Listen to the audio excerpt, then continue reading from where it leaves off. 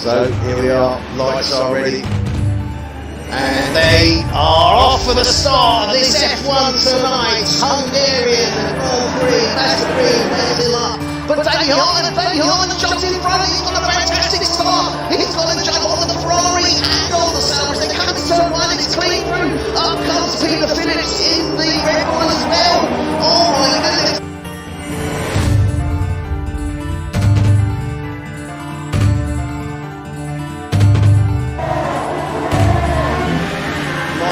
Now coming up to turn 4, right on the gearbox here at the Mercedes, stands dropped off, gets it ready, round 5. This is the critical section. If he can get the move, he looks, I think he probably will. It's going to be tricky round 6 and 7, but look at this, the Ferrari there. Seb Bogart already up to P9. Hassley.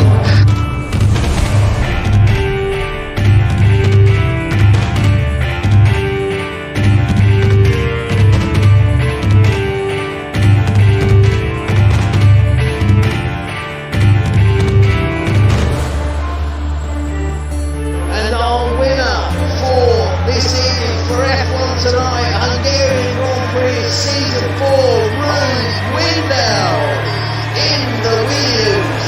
Seb Bogart for Ferrari takes second place. Oh, sorry, no, time penalties. Wow. Seb Bogart takes the win due to time penalties. Road Window gets second place. Basta Breed. Well, I'm sure, yes, he has third place.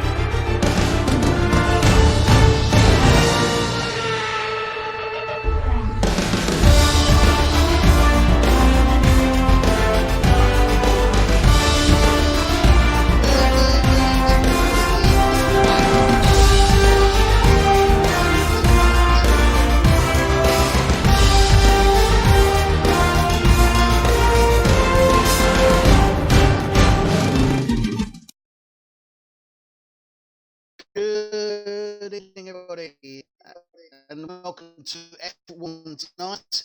I'm not going to interrupt the very much too much to say we'll be underway indeed at the end of the promos will be starting the evening's entertainment. So stay with us, we'll be back with you shortly.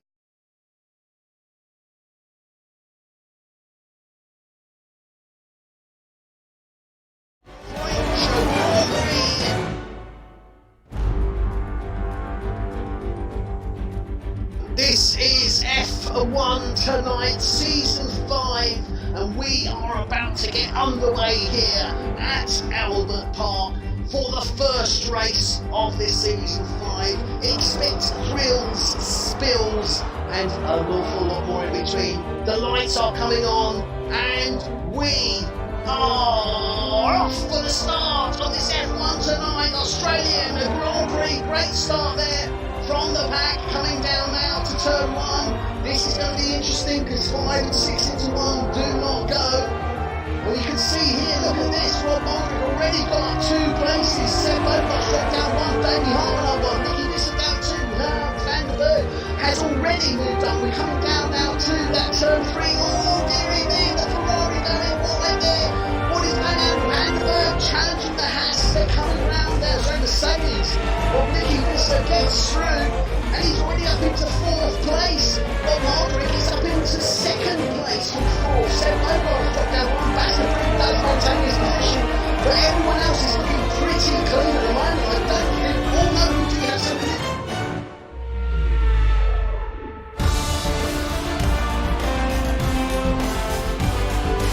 Wait,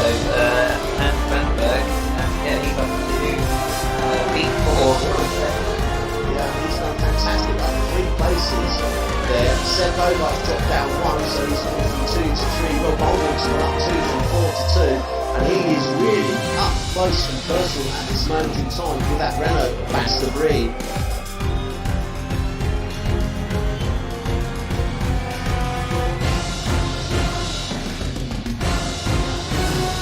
So this is F1 Tonight, Season 5.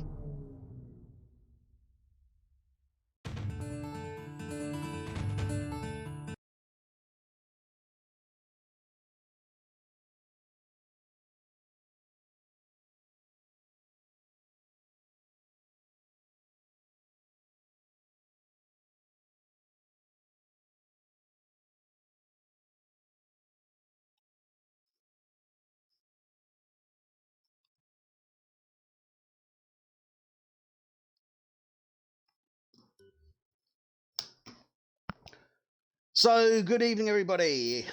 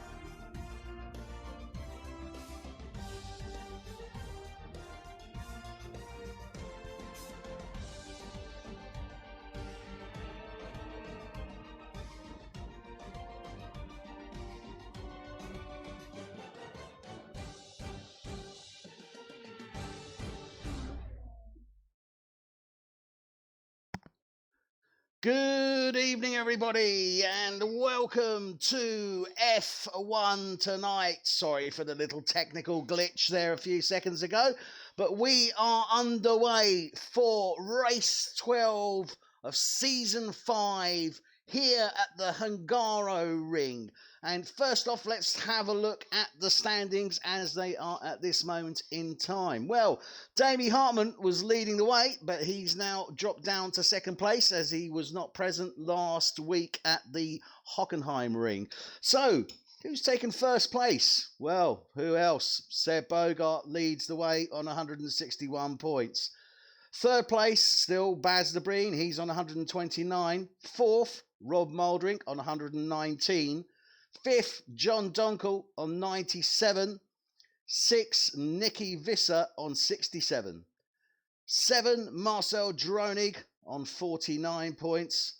And Peter Phillips for Toro Rosso is currently 8th in the championship with 46. Now let's have a look at the movers and the shakers. Marco Pullen was in 9, drops down to 12. His teammate Guido Airshine was in 10, drops down to 11. Both of the pair there are on 35 points. So, Mark Stappers moves from 11 to 9 for Sauber with 32 points. From 12 to 10 goes Zander Hermans for Philip well, that should actually be Zander Hermans. That's oh no, he is Toro Rosso, isn't he now, Adrian? Yeah, that's right. Boy Williamson was 13th. He drops down to 15. Martin Paardenkoper stays in 14. Hans van der Berg moves up to 13th with 20 points. 16 is Jamie Collane with 10 for McLaren. 17 is Marcel France for Red Bull with 6. 18, Miguel Tourney for Red Bull with 1. And bring out the rear, John Musk 19, and Kevin van Delft for Williams is P20. Interesting board there, Adrian, isn't it? Yeah, it is. Yeah, there's been quite a lot of movement, and obviously Damien Hartman's absence last week. Yeah, that's had an impact, doesn't it? Because we know what's said, but I got top of the boards again.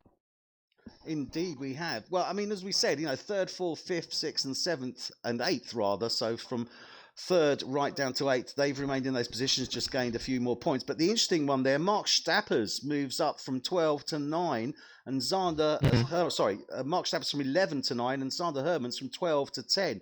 Good move there.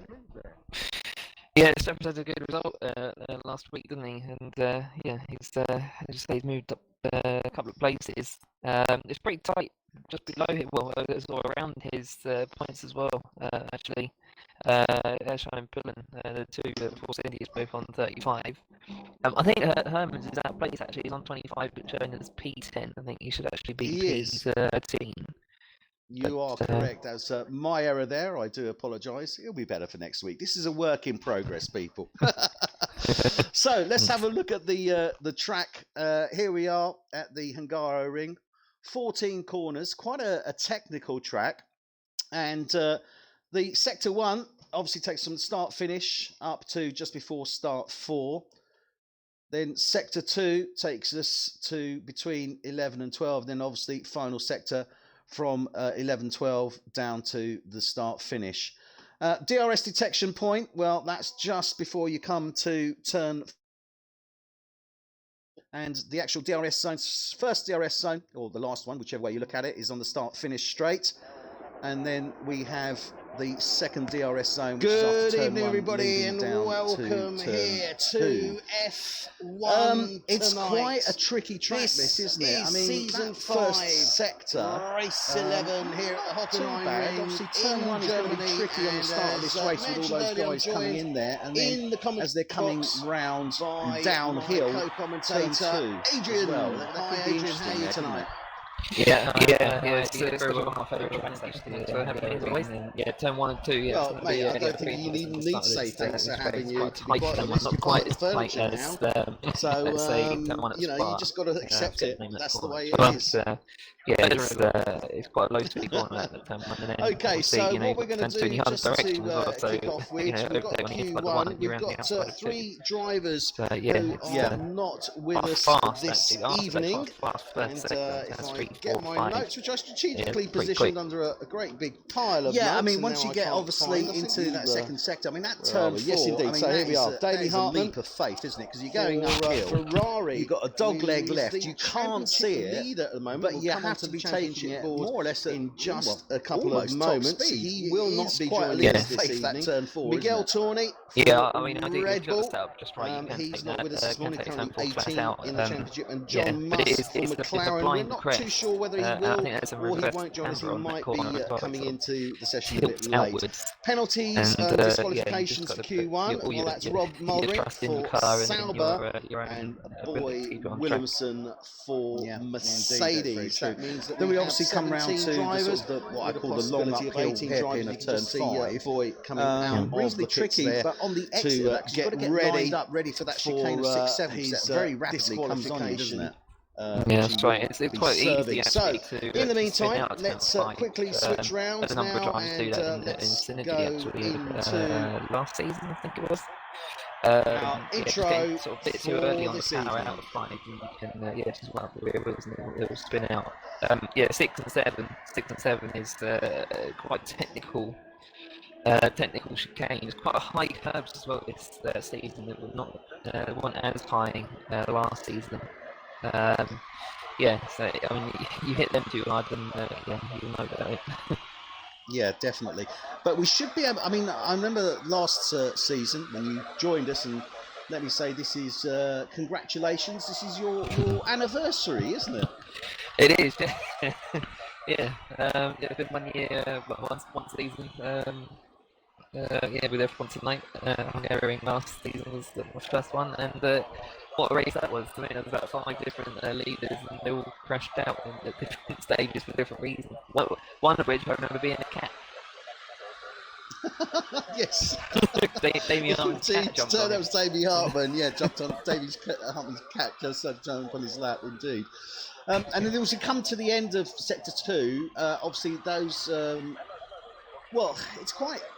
I'm trying to think of a track that's sort of similar, but I suppose Austria is relatively similar. That 8, 9, 10, and as you come down to 11, some really high-speed corners. You've got to really use the width of the road, and you can really get some great pace through that sector there, the end of that Sector 2. As you're coming into Sector 3, you can really build up the speed there, can't you? I mean, it is a very high-speed turn 11.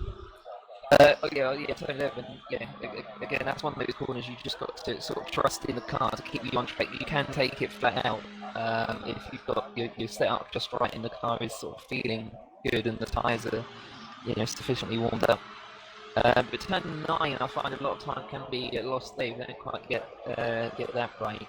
The laps have been completely destroyed by just getting that one corner, slightly wrong. Yeah, so that's the one that gets me. Turn 9, turn 11, I think I'm okay with. Yeah, it is. And then obviously as we come into Sector 3, you've got that hard right of turn 12, and then the hairpin of 13, and then sort of a long hairpin of the final corner of turn 14. And again, that can really catch people wrong-footed, especially as the pit entry is just before you come into turn 14, isn't it? Yes, it's quite strange. It's a really tight pit entrance just after 13, or just before 14, and I mean, last season we saw Nicky Visser crashing the pit lane actually on entry.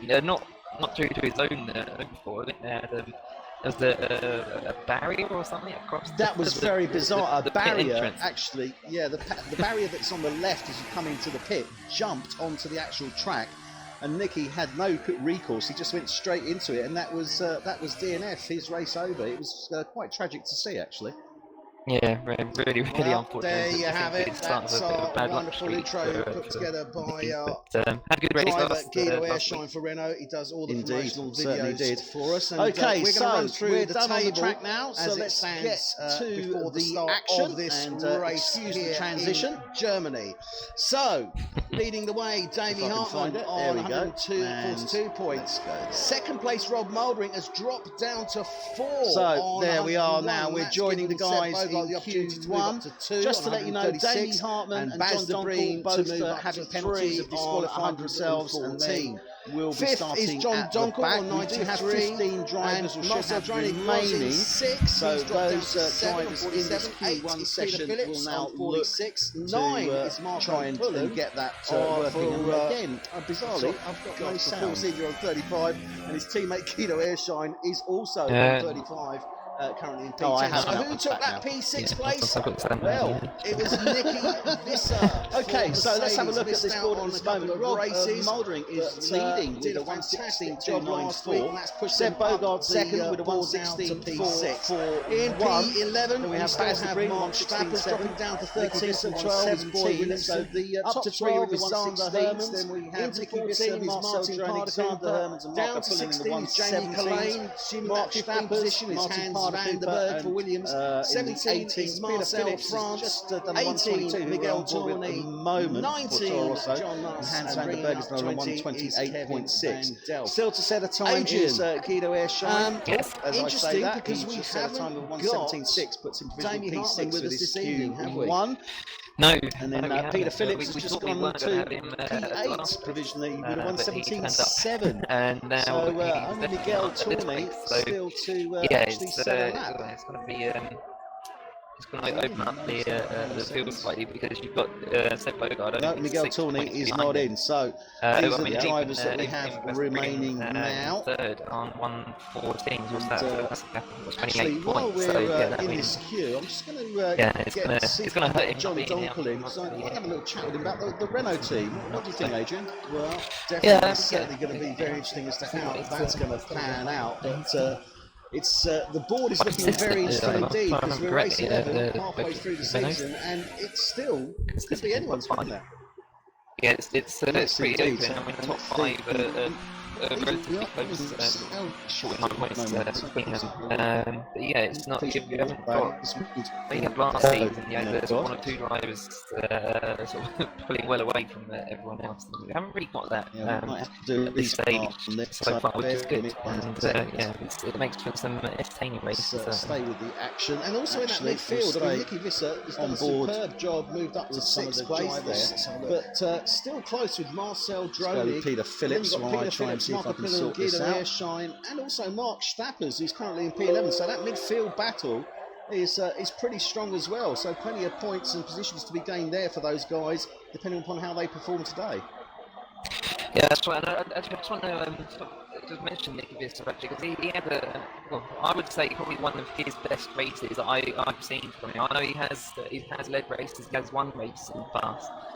But I mean, at Silverstone, I think he started about I think it was P5. He brought himself up to 3rd quite early on, and then he was kind of just managing his own race for sort of long periods, and he managed his pit stop so that he would have clean air both times when he came out the pit, and he did that to perfection. I mean, while these battles were going on ahead of him, he was just able to sort of race his own race.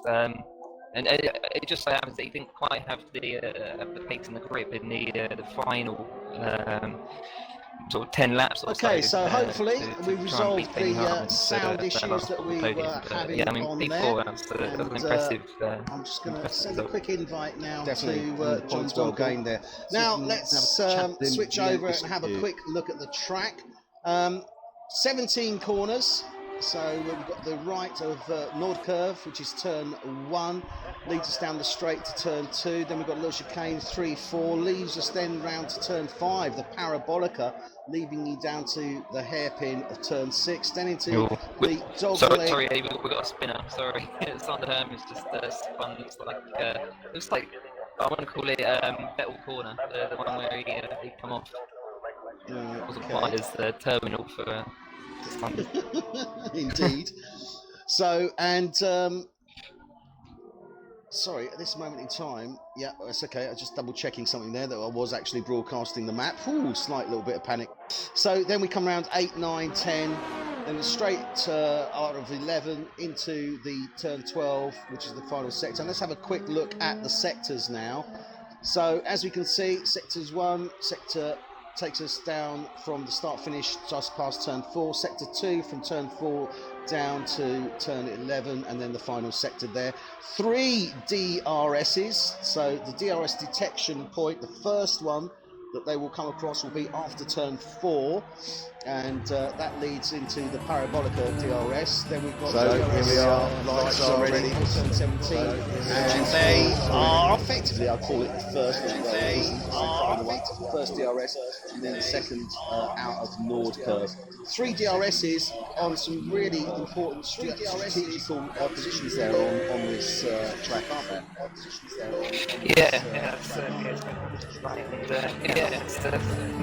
It's a tricky track. Here we are. It's a tricky some of the curves can actually catch you up quite badly. Even though Hockenheim is the flattest circuit on the calendar, I don't know if you're aware of that. It's very minimal elevation. There's not much elevation at all there, is there?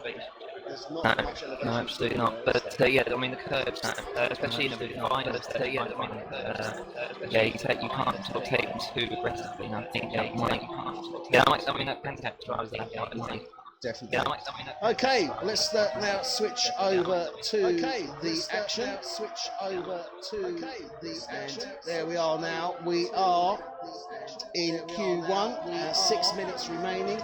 Mark Stappers has set the provisional fastest time. And let's have a quick look at his tyre choice there. His leads this queue with a time of 1:11.654, and that's set on the ultra softs. Everyone set these times so far on the ultra softs. Mark Stappers, provisional second with a 1:12.074. Nicky Visser, P3 with a 1:12.241. Baz de Breen only 300ths exactly behind him with a 1:12.541. Then we've got Zander Hermans with a 1:12.575. Marco Pullen with a 1:12.692. Those guys from P2, or rather P4 to P7, or P6 rather, they're very close indeed, aren't they? Yeah, it's pretty tight in that little group. Stappers is just retired. Is that intentional?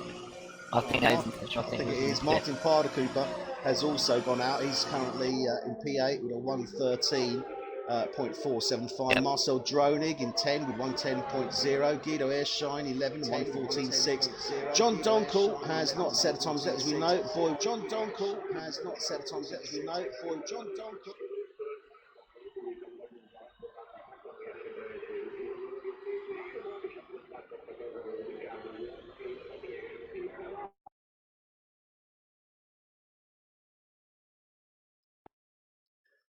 So, hi everybody. So that's Q1 over. Apologies for the technical difficulties that we're experiencing on the sound. Hopefully we've got those resolved, but let's have a quick look now at the standings for that Q1 session. So Rob Moldrink, Seb Bogart, Baz de Breen, Nicky Visser, Marcel Dronig, Guido Ershine, Zander Hermans, Peter Phillips, Mark Stappers and Martin Parder-Cooper, obviously through to Q2. As we know, John Donkel and who else was it? Damie Hartman disqualified themselves due to penalty, so they'll be starting at the back of the grid.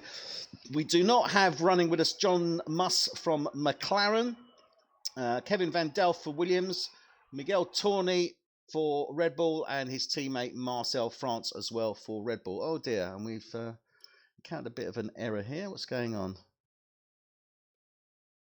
Oh no, we should be okay. No, that's it. I need to spectate. Okay, so a few little technicals there, so apologies. Are now coming into Q2, and I'm just going to open up the chat now so we can get John and Adrian.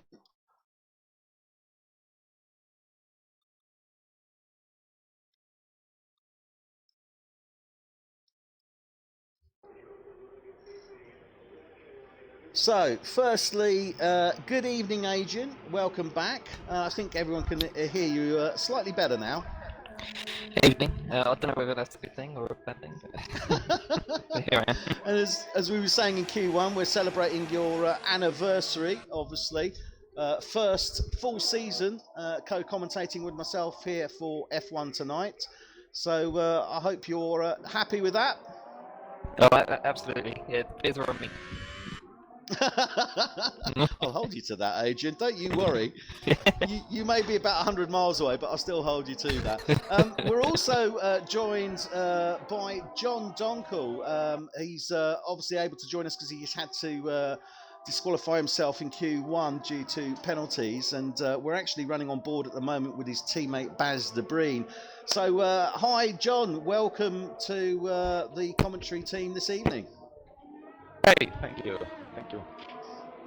So I was going to say, John, I mean, obviously, you know, you're both doing pretty well in the championship. You're currently fifth in the championship, and Baz is third.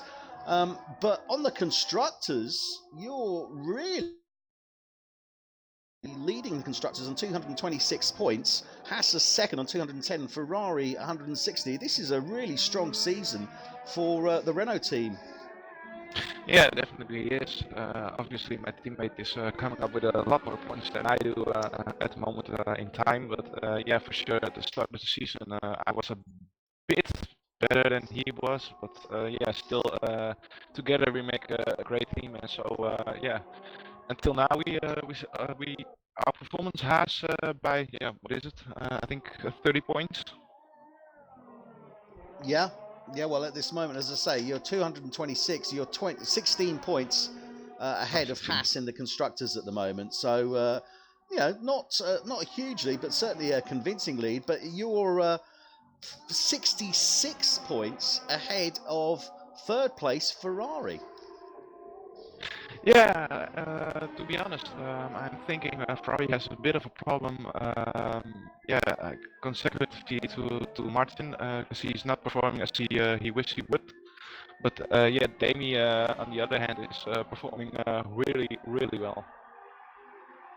Yes, indeed, he is currently second in the championship, and well, at the moment, he's only 9 points behind Seb Bogart. Obviously, Seb taking the points last week because Damien wasn't here. But yeah, it's certainly looking very interesting for Team Renault. Where do you see you guys by the end of the season? I mean, the Constructors' Championship is obviously on the cards.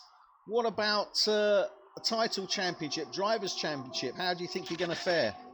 Yeah, to be honest, it's a really mean question due to the Constructors' Championship. Obviously, we're going for the win. Second place is not in our hands. We will win, and that's something I'm very sure of. On the Drivers' Championship, I'm not so sure. Obviously, Baz has the upper hand, so I will do anything I can to keep him up that way. John, don't sell yourself short, because you're capable of race wins yourself. We saw a really sort of dominant display at Spain. So yeah, I don't think it's a driver 1 and driver 2 situation. I think you could be on equal terms by the end. Yeah, definitely. Obviously, Baz is performing the last 3 races far better than I am. I made some few mistakes. Obviously, last race where I had big problems keeping my car on track. That's why I had the penalties, so I'm starting at the back right now. But yeah, for sure, Spain obviously was a very good race for me. China was the one really good for me. So yeah, I know I made some changes to my driving style with play in my hand. Yeah, it's really impressive, and at Silverstone as well. There's some really good sort of time management. Yeah. And you know what they say about form. I know you said you've had sort of bad run of form, and it's been the opposite for your teammate. But form is temporary, and skill is permanent. Yeah, that's definitely one thing for sure. Well, I think that's a great line from you there, Adrian. And I've got to say, one of the other ones that I love is, this is a 200-mile-an-hour game of chess. I love that. You've got to say that just one more time for me, Adrian. Well, it is. It absolutely is. Like my dad always said to me when we were watching Formula 1 when I was much younger. Yeah, it is. It is very much a 200-mile-an-hour game of chess. Formula 1 races. Definitely. All in the strategy. Certainly, and no less so for being sim racing, I can assure you of that. So we're in Q2. John, I'll bid you a farewell and have a good race. Yeah, we hope we can see you on that podium at the end. Yeah, that's one thing I'm aiming on this race, so we'll see. Thank you. All right, good luck. We'll see you on the track. So let's get back to this Q2 session now. We've got just under 9 minutes remaining, and this is the important one, isn't it, Adrian? Because ultimately, at the end of the day, this is going to obviously set the top 10, but also what they'll actually be starting the race on. So Baz the Breen at the moment, he's on the Ultra Softs. He's set that 1:16.2. Nicky Visser still 0.6 off him, also on the Ultra Softs. Yeah, it's quite, I wouldn't say disappointing from Nicky, because he's P2 at the moment. Although actually Nicky's showing a 1:16.3. He's only a 10th off of De Breen's time at the moment. But yeah, the two of them are sort of quite a bit ahead of everyone else. Rob Mulder is set a 17.2 on the soft tyre. Fastest of the soft runners at the moment. Well, we're actually on board with Rob Mouldering at the moment, and that's obviously screaming out what his strategy is going to be for the race. He's currently sitting in P5 on that 1:17.2. Guido Airshine and Peter Phillips still to race. Obviously, Damie Hartman and John Donker will not be participating. So I think he's looking pretty safe there at the moment, isn't he? Yeah, I think that's enough to certainly get through this session. And yeah, as you said, it shows his cards slightly in terms of his strategy. Although we have seen him in the past, set a lap early on the harder tyres, and then go for the softest compound towards the end of the session. Whether or not he'll actually set a lap at that point, I don't know. But he sometimes goes out to sort of dummy a lap and force other drivers to think about changing their strategy. But again, that's another chess move for me. Well, yeah, absolutely. Well, he's coming across. No, he's into the pits. So he's scrubbed that one at the moment. Well, I say he is currently sitting in P5. Zander Herman's in the pits, Dronig in the pits. Guido Airshine is out on track at the moment. We join him as he's coming down out of turn 3, approaching turn 4. And Force India, I mean, they've dropped a few places now, obviously in the Drivers' Championship. They're currently, where are they, sitting 7th in the Constructors. They're not having as promising a season as Australia seem to indicate, are they? No, they're not. You have to feel there's definitely a lot more to come from the Force India drivers. Again, they're another team where both drivers are kind of on equal terms, and they literally are in this case. They're both on exactly the same points, both sitting on 35. And you thought at the start of the season, they'd be contenders for top 3 in the constructors, but sort of disheartening slightly to see him in 7th, but there's plenty of time to turn it around. Well, yeah, certainly is. And Guido Airshine just set he set a 1:18.5, puts him provisional P9. Martin Parder Cooper on that 1:19.0. So they'll all be going through at this moment in time. Obviously, as Damie Hartman and John Donkel will be starting at the back of the pack.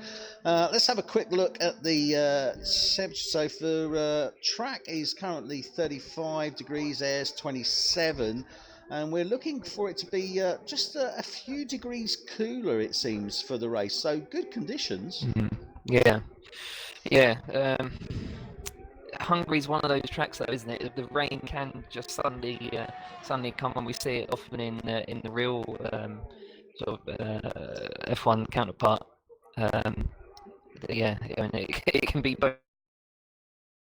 It's absolutely it's raining cats and dogs next. Well, we have seen that certainly in some of the qualifications and certainly the start of a couple of races. Austria being one, and I think Silverstone as well, wasn't it, if I remember rightly? Yes, that's right, yeah. No, it looks both of those. Looks fairly pleasant out there at the moment. As you say, 27 degree air temperature, was it? Yep, 27, 35 on the track. But we'll see. We've still got one queue to go. Obviously, Q3 remaining. All the drivers, well, not all the drivers actually. Let's go out with some action. So let's go with Peter Phillips in the Toro Rosso. And gotta say, Peter Phillips having a good season. Currently 8 in the championship. Although Toro Rosso ahead of Red Bull, 5th in the constructors. Sorry, 6th in the constructors. Yes. Yeah. At the start of the season, I probably wouldn't have, put any money on that being the case. But the Toro Rossos have really kind of turned it around. Especially Pete Phillips. Actually, you just mentioned him. He's had a very good sort of last 3 or 4 races, I think, something like that. We saw him finish. Well, I just off the top of my head now. Did he get a 4th place somewhere? Yes, it was. I can't think where that was without looking back, to be brutally honest, because my head for records is not that good. But yes, he has been doing fantastically well, and as I say, it's reflected obviously in the championship. He is currently Championship, and Toro Rosso sitting 6th, and for comparison Red Bull are actually at the bottom of the table in 10 at this moment in time. So not a great season for Red Bull, but very, very good for Toro Rosso. I wonder if that says anything about the Honda engines. Yeah, could be, couldn't it? I wonder. We are running obviously in 2018 season spec vehicles. We are hotly anticipating the 2019 version. We've still got a couple of minutes to run on this session, although some of the drivers might go ahead. But while we've got a couple of minutes, it's looking rather nice, 2019. But then again, I said the same thing about 2018, I recall, prior to its launch. I'm absolutely not disappointed with F1 2018. I just want to make that very clear. I very much enjoyed the game. You know, despite some of the things we have actually seen, I think it is probably one of my favourite F1 games to date. But yeah, F1 2019, that looks like it's in a completely different league. Yeah, very much so. Very, very much so, and it's going to be very interesting to see how that works. And I believe there are some interesting additions from our point of view, from the broadcast point of view, because I have heard, and I still have to check on that. I haven't verified that we may be able to have a replay option. Oh, that would be ideal if we could, because I mean currently the replay feature that we use at the moment is me recording the last minute and then describing what happens. So it's not something that everyone can see. It doesn't really work live. But, it seems to lack something, doesn't it, on that side? Yeah, that'd be so good if that is included. Looking forward to it massively. We're looking forward to it. The graphics, I've got to say though, are looking absolutely awesome. My rig at the moment is still the Xbox One, not the X. So obviously it's geared up for HD. I'm wondering if I'm going to see improved graphics on the One as well. I think I will do, or certainly should do. Yeah, I'd have thought so. I have to say, when I first saw those shots of Bahrain, I thought it was that actual footage, and that's no word of a lie or exaggeration. I legitimately thought it was a shot of Danny Ricciardo doing a lap of Bahrain for some reason. I didn't know what he was doing. Yeah, sort of like, what's that about? I don't know what's going on there. But no, it did look absolutely awesome, and Bahrain I think was a great showcase because of obviously dynamic lighting that is required, because it is a night race. Yeah, that's right. Yeah. I'd like to see some of the sort of daytime races, or shots from daytime races from F1 19. See what those look like. Australia in particular. Indeed. Well, at the end of Q2, we're just about to start Q3. Adrian, our little what shall we say? Our little thing for trying to figure out who's going to lead. I mean, Baz de Breen setting the fastest time 1:16.2, Nicky Visser 1:16.3, so he got it down to 1/10 difference. Seb Bogart 1:16.6, so all in the 1:16s there. And then we've got Mark Stappers 4 on the 1:17, Peter Phillips 1:17, Rob Muldrink 1:17, Zander Hermans 1:17, and Marcel Dronig 1:17. Then Guido Eierschein 1:18 and Martin Pardercooper 1:19. So, who are you going to call for pole, Adrian? I'll let you have this one, as you're celebrating your anniversary. No problem. I'm quite well, I wouldn't say confident on this, but yeah, I mean my prediction is going to be Nicky Visser, and my reason for that is that his lap we saw there, it was a 10th off of the fastest time in that session. He was actually 3 tenths down in the first sector, and actually achieved a purple second and third sectors. He was something like a 10th up in each one. Not very much, but he's still faster than everyone in that session.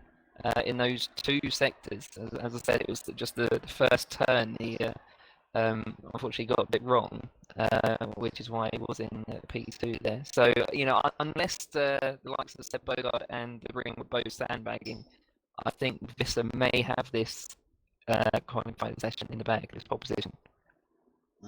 Okay, well, we seem to be having some issues at the moment from a technical point of view. As you can see, we've got host migration occurring at this moment in time. So we'll see how that pans out. I mean, the obvious choice was obviously Seb Bogart, as it always is. But we never go for the obvious choice, do we, Adrian? We try not to, no. We try not to. Let's not be so with that in mind, I'm actually going to go with Rob Mouldering. You know what? That could be a good call. I mean, he's kind of slipped under the radar slightly from my perspective, as he set his lap on the soft tires. Yeah, I mean, was it 4/10 off, 5/10 off? Yeah. Something like that. Which Yeah, it was 4. I think it was actually because it was 1.3 and he was 1.6. So he was 0.3 off, I believe, or thereabouts. Right, okay. Yeah, okay. Well, you could say, the soft tyre has 0.6, or sorry, the ultra soft tyre has 0.6 on the soft tyre. So, that being the case, and if he does the exact same sort of pace again, yeah, fair to say that he may be Bob. Yeah, well, it's certainly worth a shout. Okay, so we are going for a restart. We've had our host, unfortunately, drop out. So we are going to be restarting this queue. Now, fortunately, well, you can take this. This is a plus and a minus, peeps. So you can take your dip on this one. Unfortunately, to try and resolve the issue that I had with regards to the echo and the double sound, I've actually deleted all my other files on here at this moment in time. So the sad news is I can't play you any promo videos. No. I know. Okay. But right. Bit of grading going on here. Look here. Yeah, so we're just migrating host now. So that's on the negative side. On the plus side, though, the mic is working and we are broadcasting, so we can talk. Yeah, that's got pros and cons as well, I feel. Indeed, it certainly has. Right, so we're just restarting the session here, so all the drivers coming in, and obviously they'll be setting out who goes into that final Q3. So it's going to be interesting. We know, obviously, Seb Bogart set that fastest time there, and Seb always, I mean, he always delivers, it has to be said, in the queues, but also in the races, doesn't he? I'm sorry to correct you. It was actually Baz Brian who was. It was. Oh, sorry, Baz Brian. Sorry, not Seb Bogart. Sorry. Yes, Seb was. Oh God, what a mistake of a what a mistake of a maker. What a mistake of a maker. Sorry, it's just I slipped there. I was going back to season 5 there. I was just trying to reminisce. Obviously, Baz Brian was Seb Bogart's teammate, and I was easy to get them mixed up. So yeah, I mean, Baz setting a fantastic time there, leading. I think he's obviously he stands more chance than anyone of obviously getting that pole, but I still think that Rob Mouldering stands a good chance of beating both him and Nicky Visser. But he is strong, and this is a particularly strong track for Bass as well, isn't it? Yeah, and you know what about Rob Mouldering? We've seen him sort of progress and kind of mature as a driver over the last few races. I mean, we've said sort of previously, he's one of those drivers who just sort of, he gives it 100% of the time, and it doesn't sort of always go in his favour by doing that.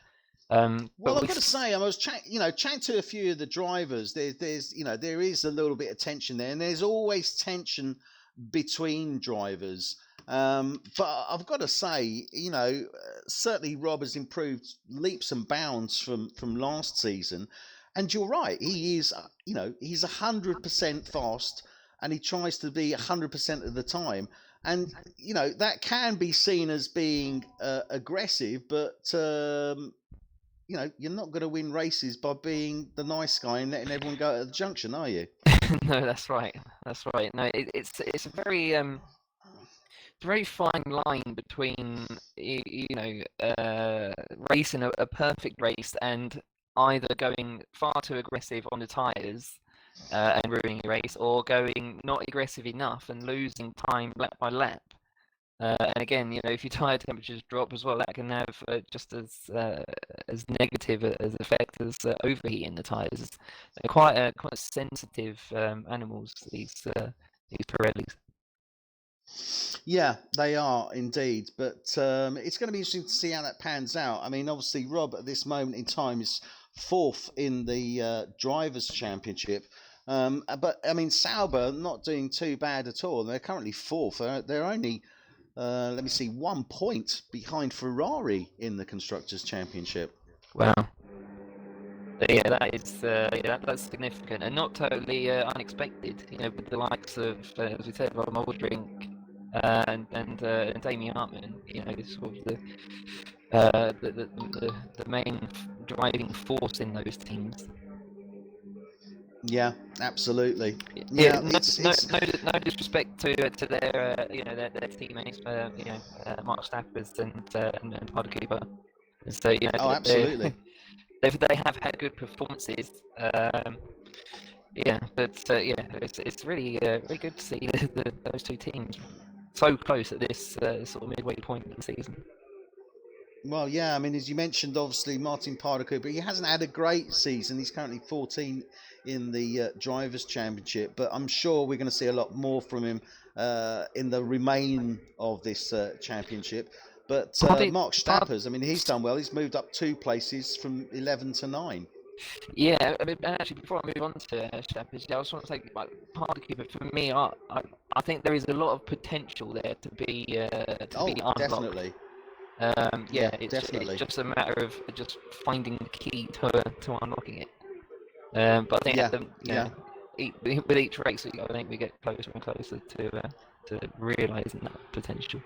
Oh, I've got to say, I mean, from what I've been watching, obviously Martin recently, he hasn't had everything go his way. He hasn't had the best of luck. He's made errors himself, and actually, it looks like he's going to be the first man out on track. But I really believe he's going to be delivering far better results in the remainder of this championship. I really do. Yeah.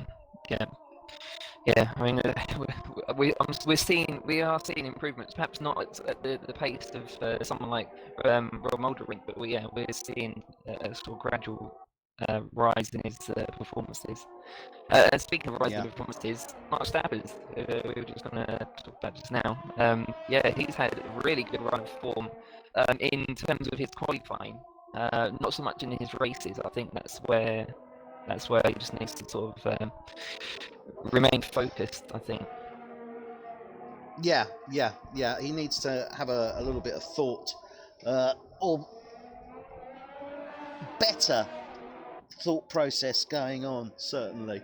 But he has obviously improved, as I say, to those 2 places, so he's moved up from 9 to 10. The other man as well, who isn't with us this evening, Hans van der Berg, he's another promising driver, isn't he, as well? Yeah, I think I mentioned last week. I likened him to a young Rob Moldrink. You say young Rob Moldrink, the Moldrink from last season. Season 5. Yeah. Again, one of those drivers who looks like he's just giving it everything for the entire race, and that's not always was very seldom the best strategy. Yeah, it doesn't always pay off as you'd like it to. Well, we're currently on board with Martin Pardicu. He's just started his fast lap going round turn 3, that downhill. We'll do the on board and just get an idea of the track. That was turn 2 into turn 3. Coming up now to turn 4 into sector 2. Round the hairpin 5, well, long hairpin, it's not a deep hairpin. Into that chicane now of turns 6, 7. Round 8, get on the left-hand side, right over onto the right. Yes, nicely done. Round 9, then left on 10. High speed 11, you can really cut this corner. He's losing a lot of time there because you can really cut that corner on 11 and down into 12 as well. Laying down the power. Coming down to turn 13, that sort of long hairpin again. There you see the pin entrance on the left-hand side, and then round the final turn of 14. This isn't looking too shabby, and I'm sure he can improve on that quite considerably, you know. Yeah, absolutely. So that's a 1:17.9. I mean, that turn 11 and 12, you can really cut those curves far more, and you gain at least 2 or 3 tenths on there on each one. Yeah, or in the case of Seb Bogart, 2 or 3 seconds. Just oh my goodness. 1:15.9. 1:15.944. My God, he's broken the 1:16 barrier. Seb Bogart. Baz de Breen does a 1:16.5. Rob Mouldering a 1:16.2. Sorry, 16.6. Zander Herman's a 1:17.4. But Seb Bogart, 1:15.9. He's gone sub 1:16. Yeah, that is a pretty quick lap. And I don't think any of those laps that we've just seen. I don't think any of those are going to be pole, or probably even anywhere near pole. I mean, there's more to come from all of those drivers. Well, I mean, if we can say that you're thinking we're going to see an improvement on Seb Bogart, I mean, we've got just under 8 minutes remaining of this session. You think he's going to improve on that 1:15.9? Yeah, I'm just looking at his lap time, his sort of sector times. It looked like he lost a little bit, would you believe, in the first sector. So I think there's still more to give. So Seb Bogart, Baz de Breen into the pits. Rob Mouldering coming around 12 now. As he makes it around 13. He's staying out. So Rob Mouldring's staying out. Zander Hermans is into the pits. Guido Airshine's done a 1:17.5. He's coming into turn 1. Visser pushing 2 tenths down on Bogart on the first sector, 2 tenths on the second sector as well. Well, he's just coming round the penultimate turn 13 at this moment in time, and he's into the pits. Oh, he's into the pits. He's not happy with that. Peter Phillips remains out, so let's go on board with Peter Phillips. It should be his fast lap now that he's looking to set. So start finish straight. We're coming down to the downhill right of turn 1. Get right over onto that right curve, right over to the left, exit there. You've got the DRS as you come down to turn 2, right over to the left hand side.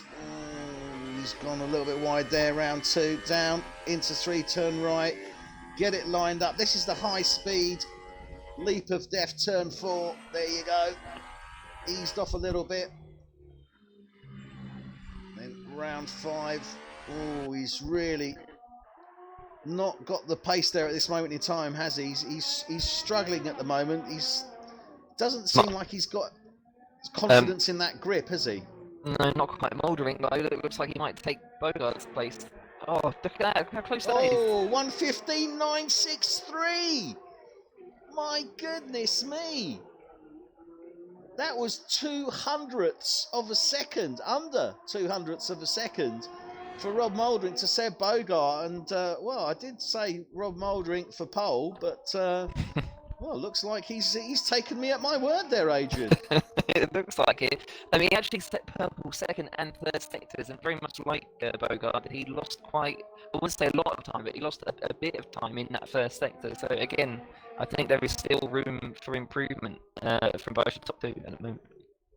Well, Seb Bogart still in the pits, as is Baz de Breen. Zander Herman's on his outlap. Ershine and Dronig in the pits. Martin Parder-Cooper is out at this moment in time. We'll stay on board with Rob Mouldering for the completion of this lap. See how he does it. I don't think he's going to better that at this moment in time. He's got 57.6 as he comes into sector 3. So, I don't know, possible, but I don't think so. No, I don't think so. He's into the pits. Yep. Yeah. So Martin Parder-Cooper is in the pits at this moment in time. He's just coming as well. Mark Stappers. Peter Phillips is out on track. He's just coming around 8, 9 into 10, 11. Decent second into sector. 12. It's not looking too bad at this moment in time, I've got to say. This might surprise us, actually. He's certainly looking at 1:16. Oh no, just P4. over 1:17.1. P4 second row. So good result there from Peter Phillips, but he could have broken that 1:6:17. I think he could have got into those 1:16s. Just lost a little bit of time, I think, on that final sector there. Yeah, it was a good show actually. Yeah, it was the last sector. He sort of got a bit too happy on the accelerator, a bit too quick. Yeah, just had a bit of a bad exit. I think it was turn 13. Just on board now with his teammate Zander Hermans. This is also an improvement. It's also an improvement from Hermans. Very good first sector. Towards 12. Good exit on 12 into 13. Now this isn't looking too shabby at all. Middle sector was a little bit lacking. It's slower than his previous best and about 6/10 off of Bogard in that sector. Still, he's done a 1:16.9. Goes faster than his teammate, so he's pushed his teammate into the third row and he assumes that position in the second row. So this is looking good. Seb Bogart out on track at this moment in time. Bogart and Debris both set the same first sector and it's purple. Both of them looking to improve. Okay. So Seb Bogart on the hot lap now. Debris invalidated. Oh, so Debris has invalidated his lap, but Seb coming round to turn 13 now. Into 4. This is looking very fast indeed. Goodness me. 15.7. I think this is going to. I think this is going to be a 15.4. 15.7. Well done, sir. Look at that. Good shout. 1:15.7. Phenomenal lap. Absolutely. We're getting into invalidated. Yeah, we're getting into ridiculous. Rob Mouldering is on his outlap, really trying to build up the heat in those tyres. He's coming around that sector between 8 and 11, really riding all over the track, getting as much heat as he possibly can into those tyres. Out of 12 now, coming down into 13, and I think this could be a special lap. So let's go on board now as he comes around 14. We are on board with Rob Mouldering. He's currently sitting P2 with a 1:15.963. Seb Bogart leads the way in a 1:15.721. So 2/100ths of a second between them at this moment in time. And can Rob Mouldering... So he's going to cross the line. I think this is going to be P4, pushing Toro Rosso's down. P3. Yeah, no, P3. So Nicky Visser in a Mercedes goes second row, P3. And Baz de Breen is now alongside him, and that means that the Toro Rossos are now assuming that third row. And this is looking very fast indeed. Oh, nearly loses it out of 7 into 8 there. You can see using the full width of the track there, trying to get as much speed as he can. Nicely done through 11. De Breen is on that second row, as I said, alongside Nicky Visser, so he's looking good. Purple second sector from Mouldering. First sector is very good too. This could knock off Bogard. So he comes over round 14 now, makes a dash for the line. Can Rob Mouldering get that? 1:15.791. Oh my goodness, that's 7/1000ths of a second off Bogart's time. I mean, God, that is just phenomenal. Yeah, it's 700ths actually, but yeah, I mean, he's been within a 700th, sorry. He's been within a 10th of a second of Bogart's time twice in this session. And yeah, it's really great stuff. I think he could be a contender for the race winner, surely. Well, at this moment in time, Seb Bogart will have this, and it looks as if that's it. I mean, there's no one else on track that can set any different time, so that's it. So Seb Bogart, for Haas, will have the pole position here for the F1 Tonight Hungarian Grand Prix. Alongside him will be Rob Mouldering in the Sauber. Baz de Breen will be in row 2, P3 for Renault. Nicky Visser for Mercedes will be in P4 alongside him. Row 3, Guido Airshine. Where did that Force India come from? Fantastic result for him. He's in the third row, P5. Alongside him will be the Toro Rosso of Zander Hermans. Row 4, Marcel Dronig in the Haas, P7. Alongside him, the Peter Phillips sister car 2. Obviously, Zander Hermans, Toro Rosso there in P8. And then row 5 will be Mark Stappers in the Sauber and Martin Parder-Cooper in the Ferrari. Well, I said Seb Bogart was the obvious one that was going to more than likely get it. Rob Muldrick I called, and I've got to say he was doing pretty well. Nicky, though, he could have done more, couldn't he, Visser? I think he could have delivered more there. Yeah, I think with Nicky, he only gave himself one shot at the pole lap. Or at his hot lap, and I think that might have cost him slightly. I think it would have benefited him to at least sort of get across the line. I know he made a mistake in the middle sector and decided to bail out, come back in. But sometimes it does actually help get your flow if you do just set that lap, then do your in lap, because he still had time at that point. De Bruyne though, at with about 3 minutes left, I remember I said he invalidated his lap. And he did that at the end of Sector 1, but he kept his ERS mode on mode 5, so he was still using up all the energy. And I think that was a bit of an error, because he then set himself another lap straight after that. He didn't come in the pit, so he could have he'd known that the lap was invalid. He should have cooled the engine down, recovered the energy, and then set his hot lap. But instead he set 2 hot laps in a row, and I think he might have been on pole.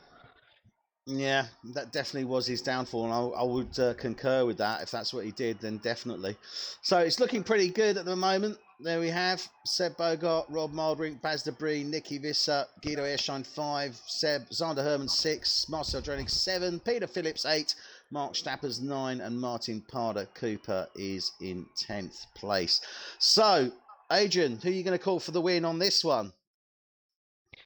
I think it might be Baz. I think Baz has got the pace. Okay. Yeah, as I said, he made. And he's got the strategy as well, hasn't he? And it's raining.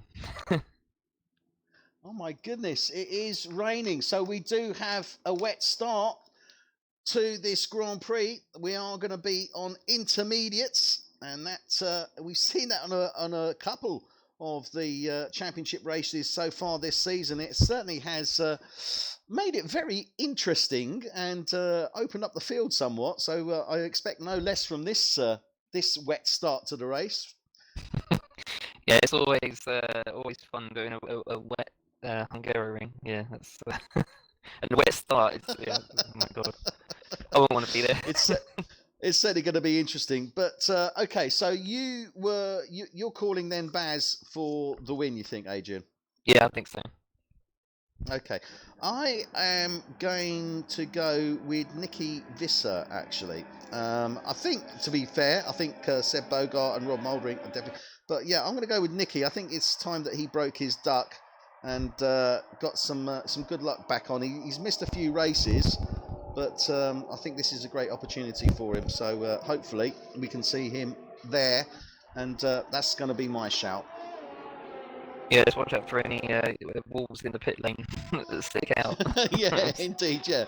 He's going to be very careful. He's going to be very careful on his pit entry, I'm sure. So, we're riding on board processional lap here. This is Seb Bogart. He's in P1. Alongside him will be Rob Muldrink in the Sauber P2. Row 2, P3, Baz de Bree in the Renault. Alongside him will be Nicky Visser in the Mercedes. Row 3, P5, Guido Airshine in the Force India. Alongside him, Zander Hermans in the Toro Rosso. Row 4, P7, Marcel Dronig in the Haas. Alongside him, the sister Peter Phillips sister Toro Rosso, and Peter Phillips, the driver there in P8. Row 5, Mark Stappers in the Sauber is P9. Alongside him, Martin Parder-Cooper in the Ferrari. Then we have his teammate, Damie Hartman, is in P11. And John Donkel for Renault starting P12. Marco Pullen, late arrival for Force India. He'll be starting P13. And Hans van der Berg, he doesn't like to make it easy for himself, does he? For Williams is starting down in P14.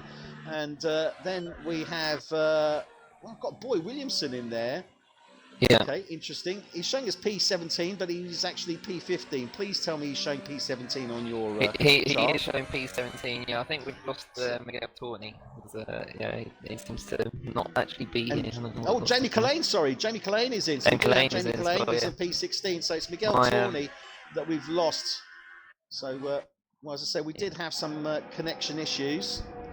So hopefully that is the reason why. I just wanted, before they start, I just want to wish Jamie Collane luck. He's obviously my Synergy brethren, otherwise known as Diverse Jamie, in Division 2, and yeah, hope he does well. Well, let's see how he does do. This is F1 tonight. This is the Hungarian Grand Prix. The lights are on, and we are off for the start of the F1 tonight, Hungarian Grand Prix. Seb Bogart leads the way. Oh, no, he's dropped back into 2. Rob Muldering has taken the lead. Seb is in second place. Pat Springs in 3. Nicky Visser is up to 4. Oh, my goodness, Visser goes off. Droney goes ahead. Nicky Visser and Droney both go off the side of the track there. Nicky Visser comes back in 3 and 4. Zander Herman's up to 4.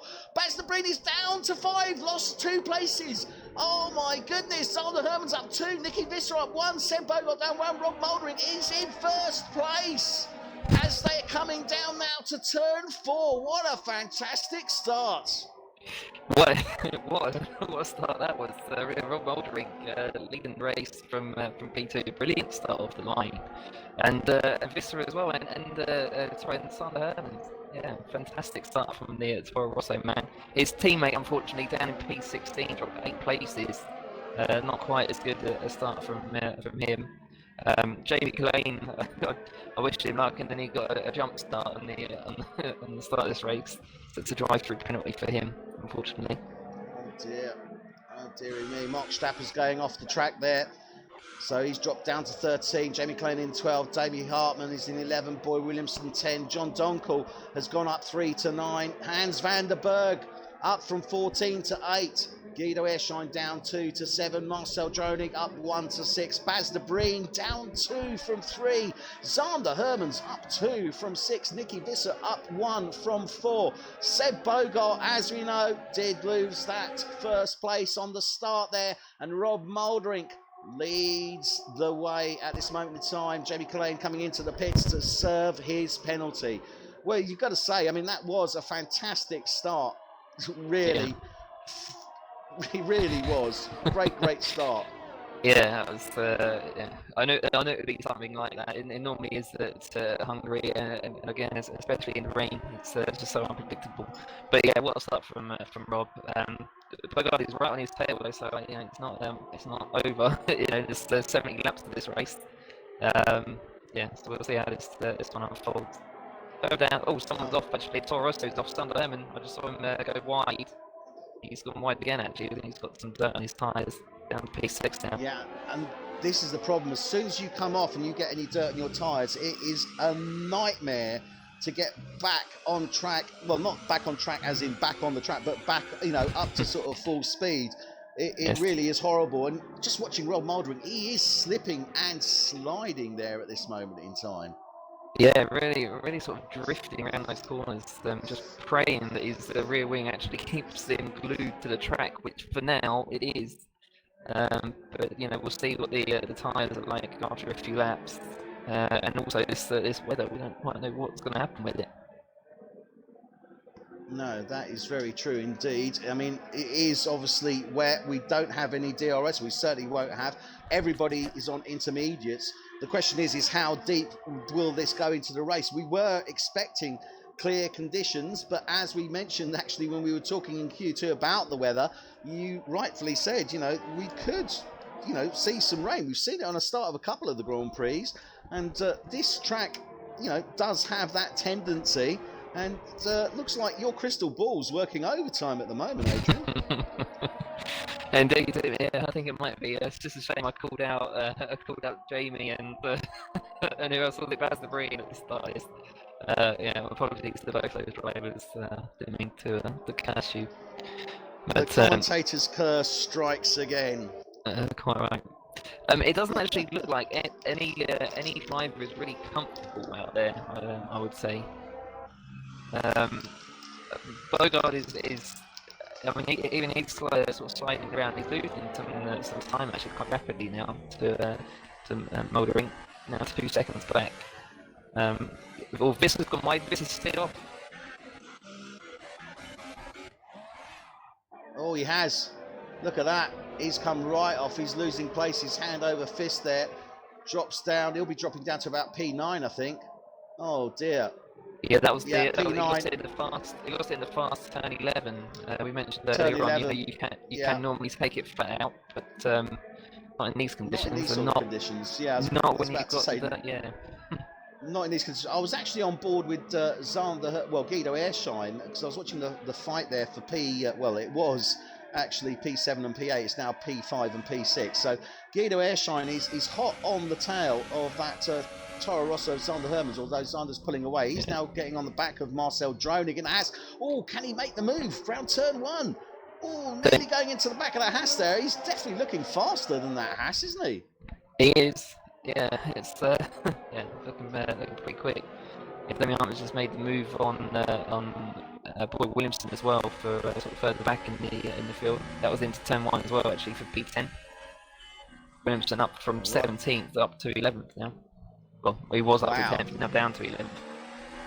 Well, dearie me. Well, we're on board with Zander Hermans, and he is really riding the tails of this Haas. And it is, I mean, it is a difficult track to overtake on at the best of times, let alone under damp conditions. But I was saying, expect some interesting overtakes through that chicane and out of that chicane.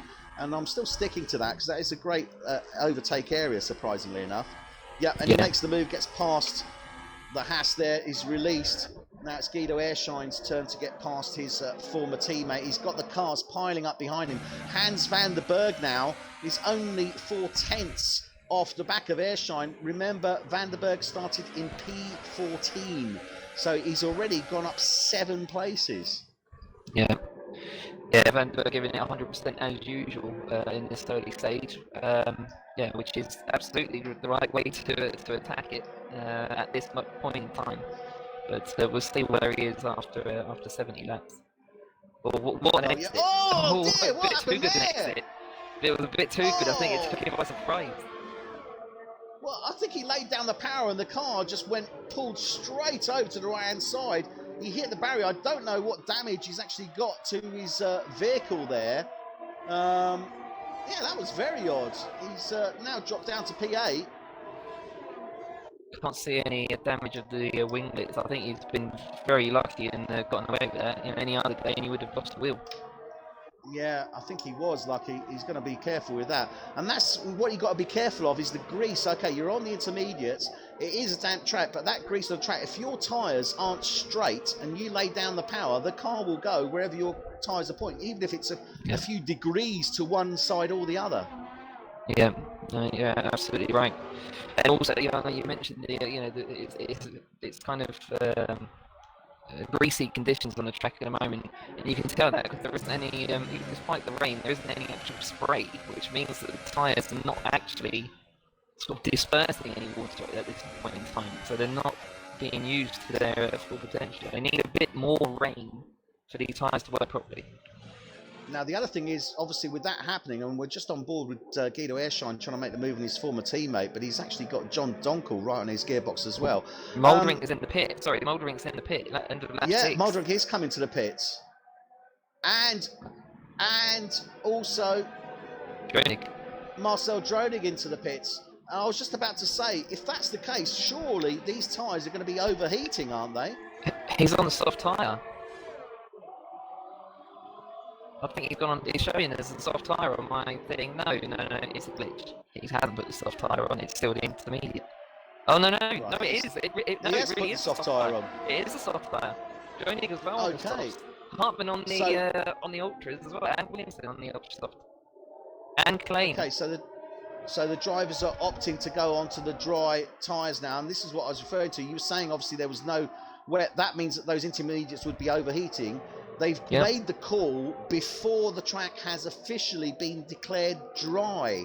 Now, we know what generally happens when that occurs, is you see cars slip sliding away, and I'm just on board with Rob Mouldering, and he's just made wheel-to-wheel contact. Oh, with Hans van der Berg as they're coming through the chicane of 6 and 7, he gets past him. That was a bit of a sort of like, get out of the way, I'm coming through. Yeah, it's quite dominant, that pass. Absolutely fair to do so, and we're seeing that.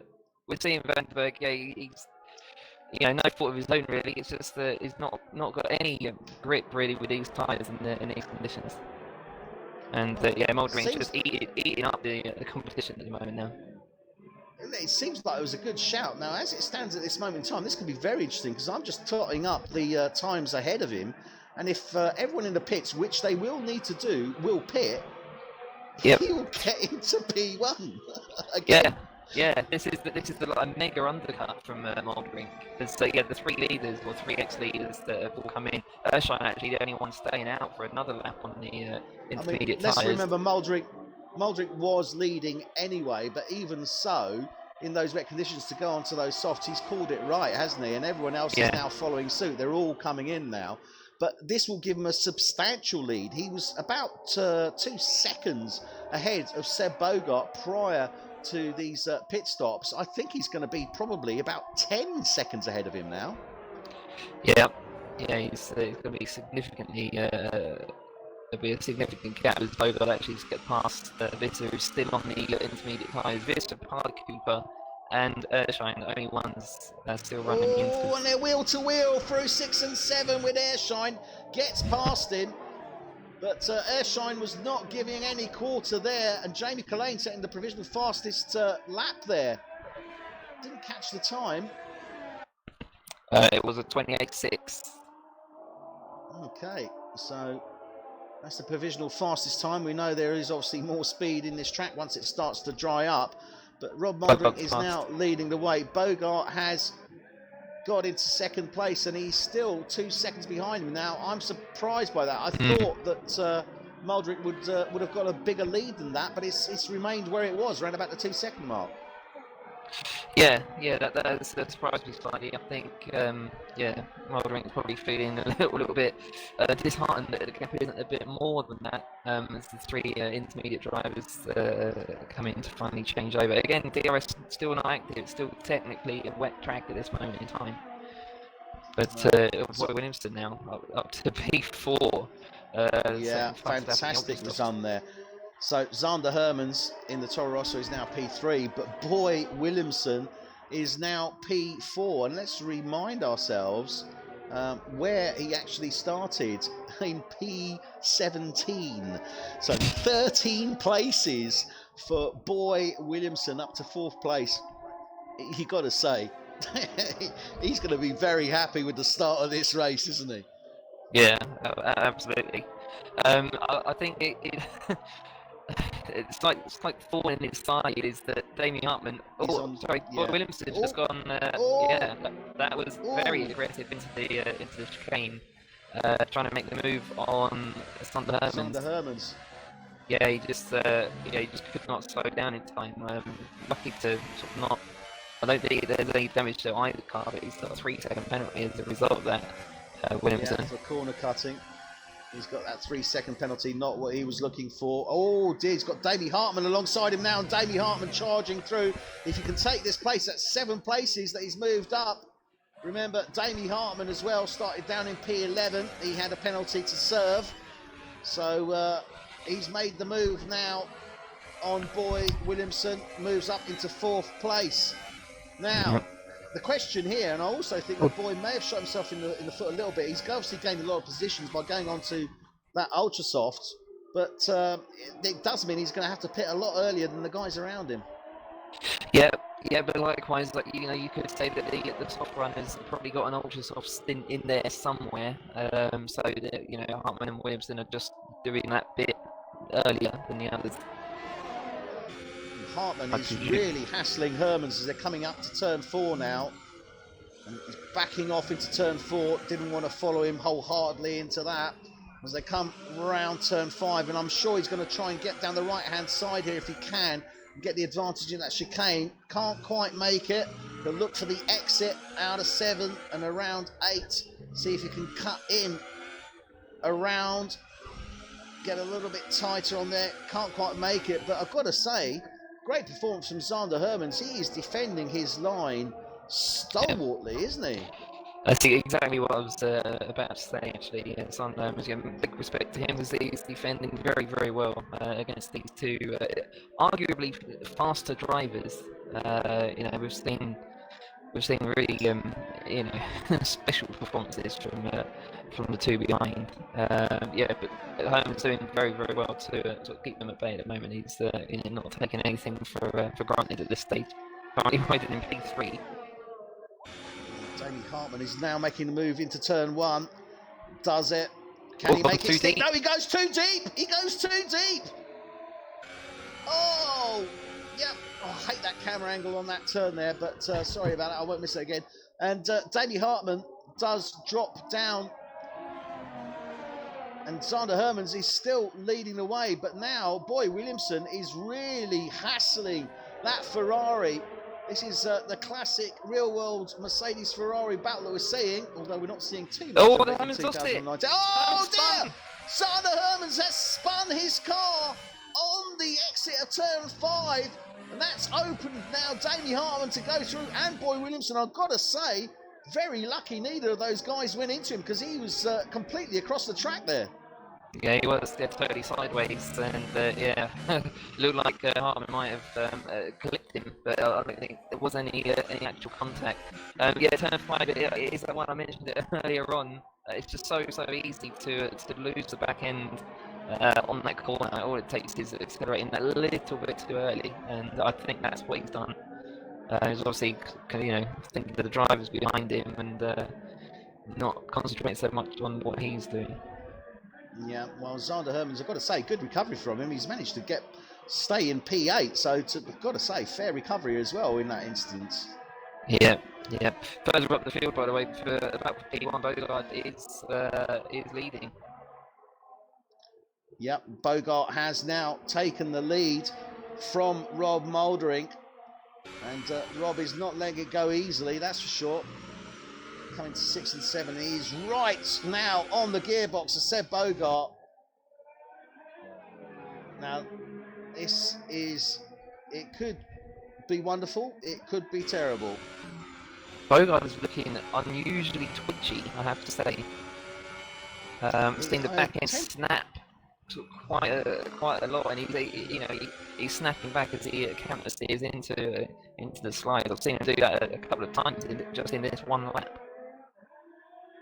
Well, he's clearly struggling there at this moment for traction. I mean, could it be heating the tyres? Surely not. He's breaking trying to break the toe for Mouldering as they're coming down to turn 1.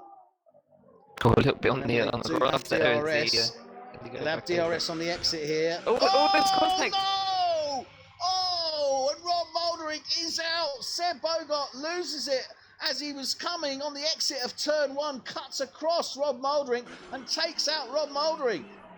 Jamie Hartman's got to be careful now as he comes round, because that car is right in the middle of the track, goes through. Boy should Williamson. Get a safety car out ready for that. Yeah, we should get a safety car. John Donkel, yellows are obviously being waved. Baz Lebreen through, Marcel Dronig through, Zander Hermans through, Guido Airshine, Mark Stappers. Rob will be pretty furious with that, to be honest. I'll look back at the so-called replay in just a moment, and yes, let you know, because I was actually riding with Rob at the moment that it happened. I saw Same here, and I've got to say, it just looked to me like it was just one of those unfortunate incidents where Seb snapped it back and it just snapped and went across the track. We were referring to the back end of that car snapping, and that is exactly what happened there. Yeah, I kind of wouldn't say predicted it, but yeah, it looked like it was pretty much inevitable that it was going to happen again. I saw it happen 2 or 3 times on just the previous lap, and yeah, he started drifting, and Mouldering just got straight into the back of him. mean, to be fair, I don't think there was anything that Muldrick could have done, because he had Bogart on his left, and then all of a sudden he just snapped right. And as I say, I'm 100% sure it wasn't intentional. It was just a racing incident. But that's not to say that he won't get a penalty for it. Yeah, I mean, what can you say? To be honest, Rob Muldering, he's done nothing wrong there. In my eyes, he's taken the corner as he normally would. It just so happens that if he'd gone a little bit slower, ironically, he would have been able to avoid him. But as a racing driver, you don't ever sort of think about going slower. You certainly don't expect the driver in front of you, a double world champion in that, to sort of lose control of the car sort of a bit unexpectedly. It was really unusual, and ironically, Bogard is leading this race. Yeah, as I say, I personally, I think it's a racing incident, but it's down to the stewards, because they can still award a penalty for that. Well, effectively, they could say, well, you knew your car was snapping, and really you should have eased off, and it's down to you. So it's still very much down to the stewards to decide. Yeah, absolutely. I don't want to sort of touch on it for too long, because obviously that's the steward's job to do. But a former steward in the Synergy, in my eyes, I would say that it's normally the driver behind's responsibility to not hit the car in front, sort of regardless to some degree of what they're doing. So for me it is 50-50 incident because of that. That sounds like the insurance rule of thumb, isn't it? Yes, absolutely. Yeah, that's exactly the same rule. Well, we are currently riding on board with Peter Phillips, who is hassling the Ferrari of Martin Paardenkoper for P11. Seb Bogart, as we know, leads the way. Damie Hartman is in second place, but he's still 11 seconds down the road to Seb Bogart. Boy Williamson is nearly 5 seconds on his tail. They're both on the Ultrasofts. Now, I would expect those Ultrasofts to probably go round about sort of mid to high teens, or, well, high teens, low 20s, depending upon what you want to do. But I would suspect it will probably be in the teens, because this track is quite harsh on the tyres, isn't it? Yeah, it certainly is, especially at the final sector. Actually, those two hairpins, they do take it out of the tyre, and also the very fast, is it turn 4, that left-hander? Yeah, that can leap of faith. Yes, that can really destroy the rear tyres, especially. Yeah, definitely. Well, Peter Phillips now is going to look to challenge Martin Paardenkoper on this DRS down into turn 1. Can he get past this Ferrari? He's certainly capable. He's got the speed. Oh, backs off there. Oh, dearie me. Just didn't have the confidence to make the move, did he? Didn't have the confidence, didn't have the kahunas, shall we say. Yeah, because that was a definite pull out from the toe, slam on the anchors and take him on the corner there. It's all fair to say in commentary, I've got to say. Yeah, it's much more easily said than done. But when you fight for a few championship points, you don't want to do anything that's going to risk ending your race. But sometimes you just have to, like that corner, you just have to take the leap of faith. Yeah. And to be fair, Paardenkoper had left the door open. It was there to be had. But, it definitely was, and let's see if Peter is going to try and make the move now as they come around turn 12. And I've got to say, actually, a quick message to Peter. I'm sure he'll watch the stream. Peter, you've got the ability. Now you need the kahunas. Get a move on, make the moves. Eddie, I've got a bit of a weird random stat for you. Both passes have just set exactly the same first sector, and it's purple. So the same first sector on the same lap, and it's the fastest sector. Well, that is amazing. I mean, both Marcel Dronig and Seb Bogart obviously doing a fantastic job. They are second at the moment in the Constructors' Championship, only 16 points behind Renault. And look at this, Peter Phillips really is hassling that Ferrari now as they're coming up to turn 4. Air on the side of caution, I would as well, back off a little bit around that. I don't think it's going to be too long before we see the Toro Rosso making the move on that Ferrari, you know? No, that's right. I think we're likely to see a mistake from the Ferrari purely because of the pressure that Peter Phillips is actually keeping him on, or keeping him under. Sorry, remaining just half a second away. Got this big blue car in his rearview mirror, and just can't shake him. So it's just a matter of time, I think. Yeah, I think you're absolutely right there. Just while we're on board with these guys and seeing this fight go through, oh yes, sorry, yes indeed, Boy Williamson is into the pits. Yeah. And he's going on to a set of mediums. I was just going to say, I was going to see them coming in. Now, Damie Hartman has stayed out. Now, that to me would suggest that he's going to be looking to go well deep. He's going to be looking to go for a medium ultra soft stint. And he's actually coming out just behind these guys now that are fighting for P10. Just spinning up the rear tyres there for Williamson. Very cold, those mediums. They take a little while longer to warm up. Be about a couple of laps, I think, or 3 laps before they get up to temp, surely. Yeah, that's right. Interesting that you come in after 12 laps on the ultra soft tyre. I would have thought it could do a couple more than that, but I'm not sure what Damien Hartman's planning at the moment. I possibly would have come in now. Although, I mean, he's losing half a second a lap to Bogart ahead of him. Yeah, he's in now. I know exactly what he's done. He's going for these mediums. He's going to go 40 laps on these mediums, and he's going to go for another ultra soft. Yeah, that'll work. You'll have a bit more room at the end of the race because you'll have much less fuel in the car at that point, so your tyre wear will be a lot less. Peter Phillips, I think, has actually gone wide and come off. I don't know if he's got any damage to that front wing. I think there may have been a bit of contact with the Ferrari. He is into the pits. So there was a bit of contact, I think, out of 12 with the back of that Ferrari of Martin Pardakuper as he tried to make the move. And he's come into the pits now. Yeah, see if they get the wing ready. Well, Damie Hartman came in as well, and he actually went on to a fresh set of softs.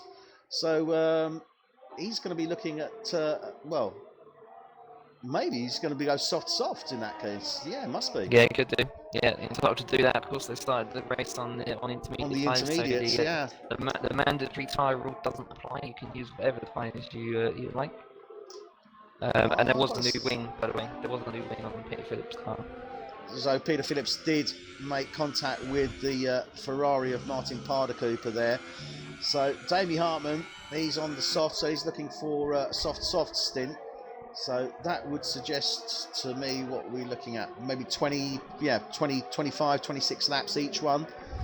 And that's going to be interesting, because that's going to keep him in the battle there. I'm looking at Boy Williams. I can see what he's done there, but I don't know if he's going to lose too much on those mediums on this track.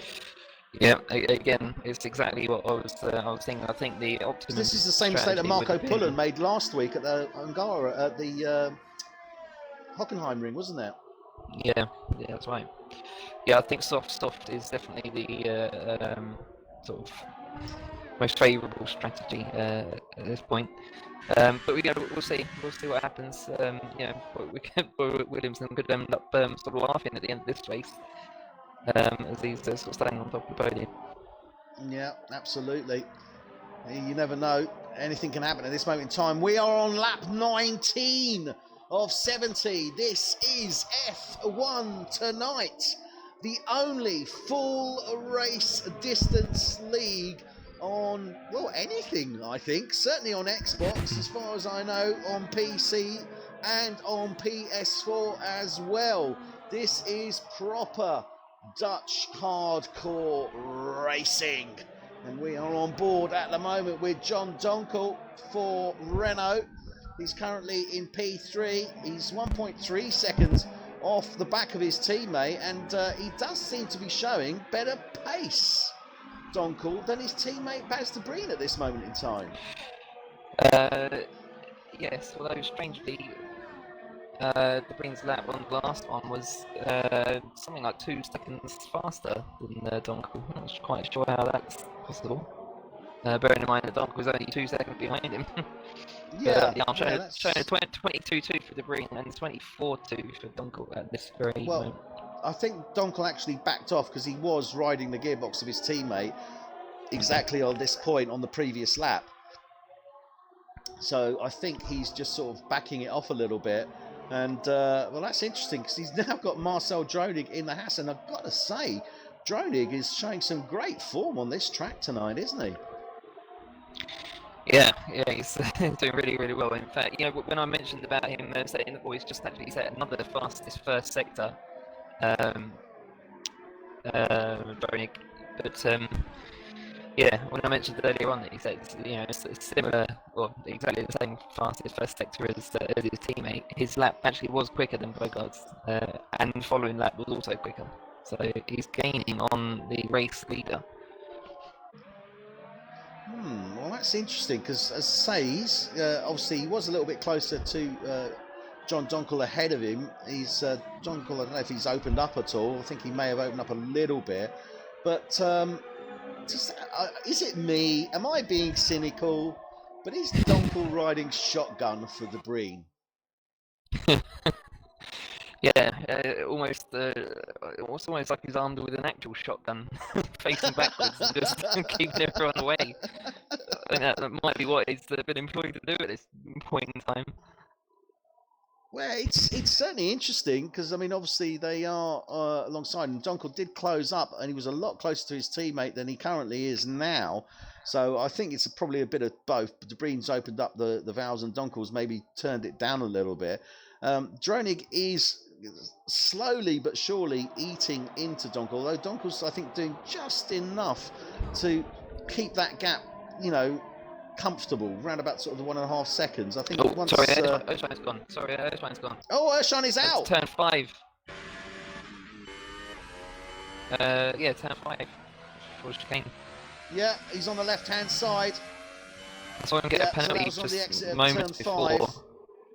He got a penalty at turn 4. You know, the leap of faith, and then just must have lost it shortly after that. So, unfortunately, Guido Ershine for Force India goes out, lost it on the exit of turn 4 and round 5, and that's I think probably where he went to correct and just didn't get the line round 5 and straight off. It's easily done. Yeah, so easy. So I feel bad for Guido. He's not really had a great run of form for much of this season. In fact, I know he said he's sort of tied on points with his teammate, but there's so much more potential from him. Yeah, you know, in fairness, it should be sort of second or third in the constructors' championship. Yeah, no, I do agree with you. There's certainly 2 very competent drivers there in Force India, but it just hasn't worked for them so far this season.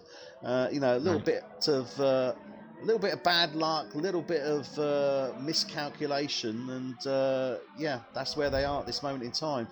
Well, so Guido Ershine is our second DNF. We are on board with Seb Bogart. He's currently leading. He is very comfortably 27 seconds ahead of Baz De Bruyne in the Renault, and that to me is a definite pit stop window. We've then got John Donkel in P3. He's about 2.5 seconds behind his teammate, but more importantly, he's got Marcel Dronig closing down to him. But that said, Demi Hartmann is now riding on the gearbox of Marcel Dronig. Sorry, Hans van der Berg is riding on the gearbox, and on the gearbox of him is Demi Hartmann. So Hans van der Berg makes the move on Dronig. Hartmann is at the moment just getting the toe into turn 1. Oh, look at this. Oh, very close there. Very, very close. Line astern as they go through. Hans van der Berg moves up to P4. Demi Hartmann is P5. Marcel Dronig, he's coming off the worst one on that one. Drops down to P6 as we were just commenting on how well he was doing. And we've lost Pullen as well, so that's both Force India drivers now out of this race. But yeah, good move by Damian Hartmann and Van der Berg as well. You know, big respect to all 3 of those drivers. Good control to keep all 3 cars in one piece. It's a difficult section of track to make the pass, but they've all done it. So, we don't know where Marco Pullen lost it. I'm actually riding on board with Seb Bogart at this moment in time. Do you know where he lost it? No, he didn't sort of come in and retire because there were yellow flags waved. I didn't see what sector it was, unfortunately. In Sector 2, we've got no yellows at this moment in time. Baz de Breen is coming round into the start-finish straight. I can't see anything. He could well have already been cleared from the track. We are riding on board round turn 4 with Seb Bogart as he comes down to turn 5. I wonder if he went off with his teammate turn 5. No. Turn 5 is clear into the chicane of 6-7.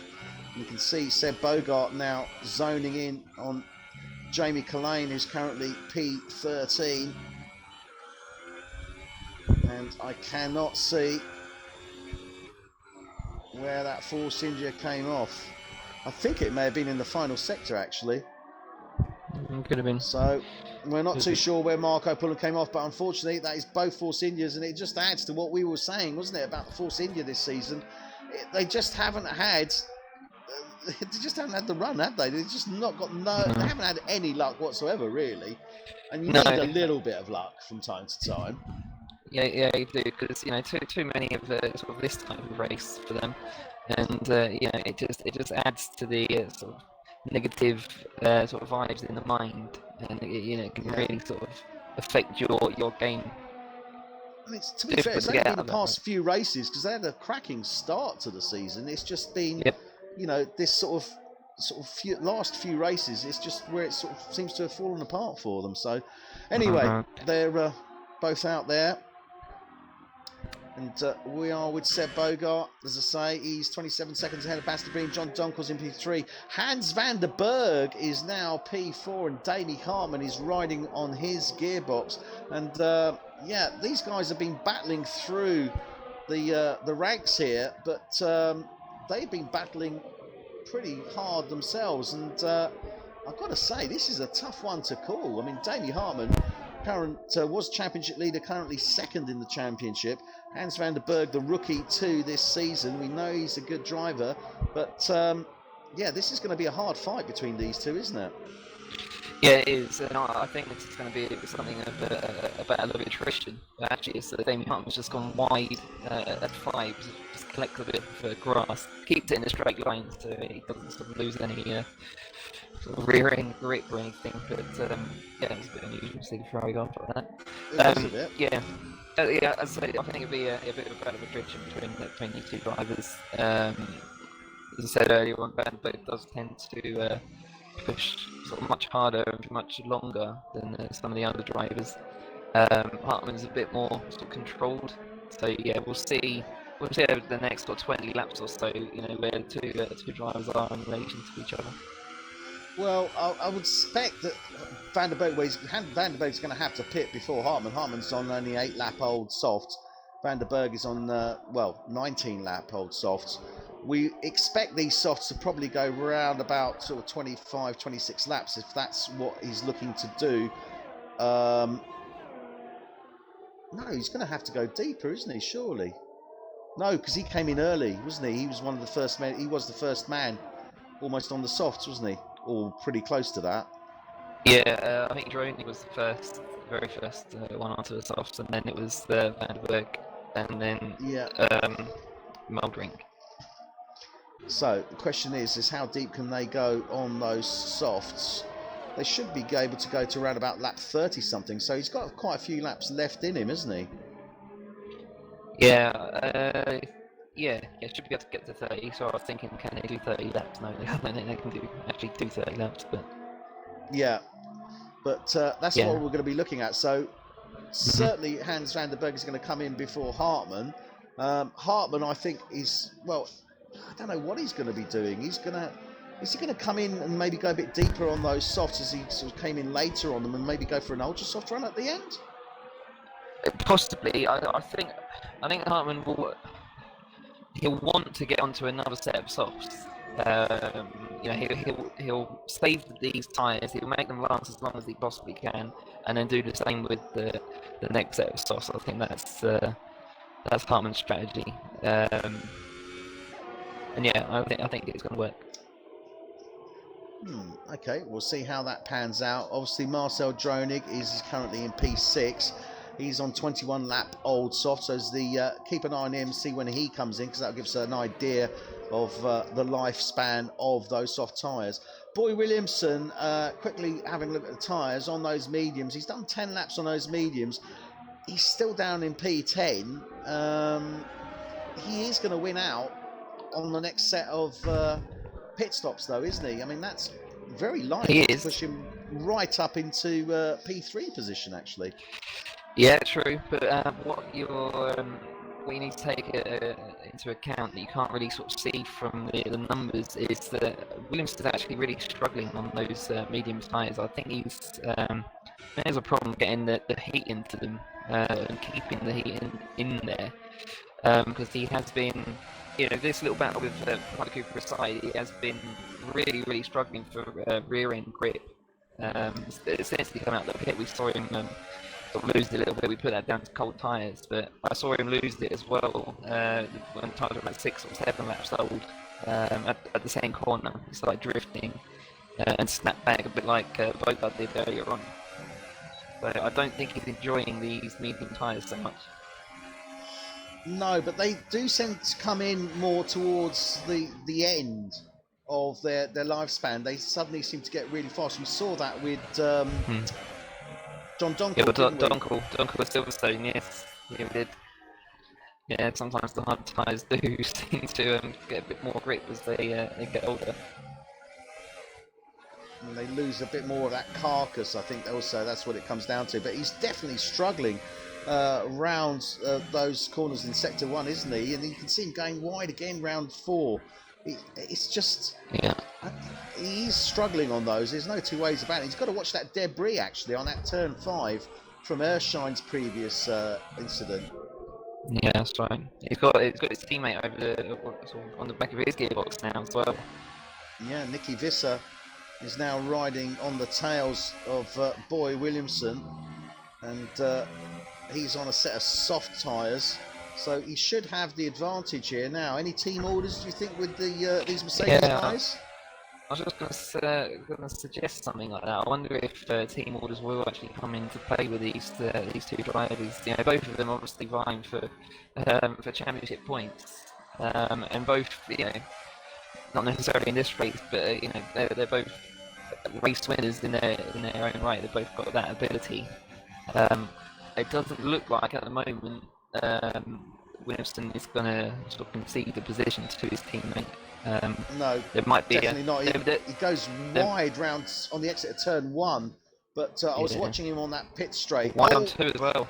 Oh, that's so tight. Yeah, I was watching on that pit straight, and he was trying to break the toe to his teammate, so clearly he wasn't willing to give him a toe and catapult him round turn 1. So I don't think there's any team orders, definitely. But look at this, they're really close, closing in. Oh, he goes wide again round 5. Is he going to lose it? No, he stays on track. But look at this, through 6 and 7, they are side by side. Oh, and Visser gets ahead. Boy Williamson drops in behind him wisely, I have to say. Yeah, I think that's a bit of a... I think it was a little bit of an unnecessary, not an unnecessary overtake, but I think that could have been done sort of down the start and finish. I don't think that it needed Williamson to actually go off to. I've got to say, I mean, again, clearly Visser was the faster, and he would be on those soft tyres. I think a bit of comms between the team drivers would have been required, because that would have been perfect. You would have got Williamson giving Visser a lovely toe to catapult him round turn 1. Neither of them would have lost out, and indeed Visser could have probably gained on the back of Parker Cooper. Yeah, I think Visser would have been a bit fed up with seeing his teammates sliding around in front of him for that length of time. But yeah, I mean the move's been made now, so it's down to Visser to do his best to put away, which I think he is. Dronig's just come in for soft tyres, by the way. He was on a set of softs. They did 24 laps before we come in.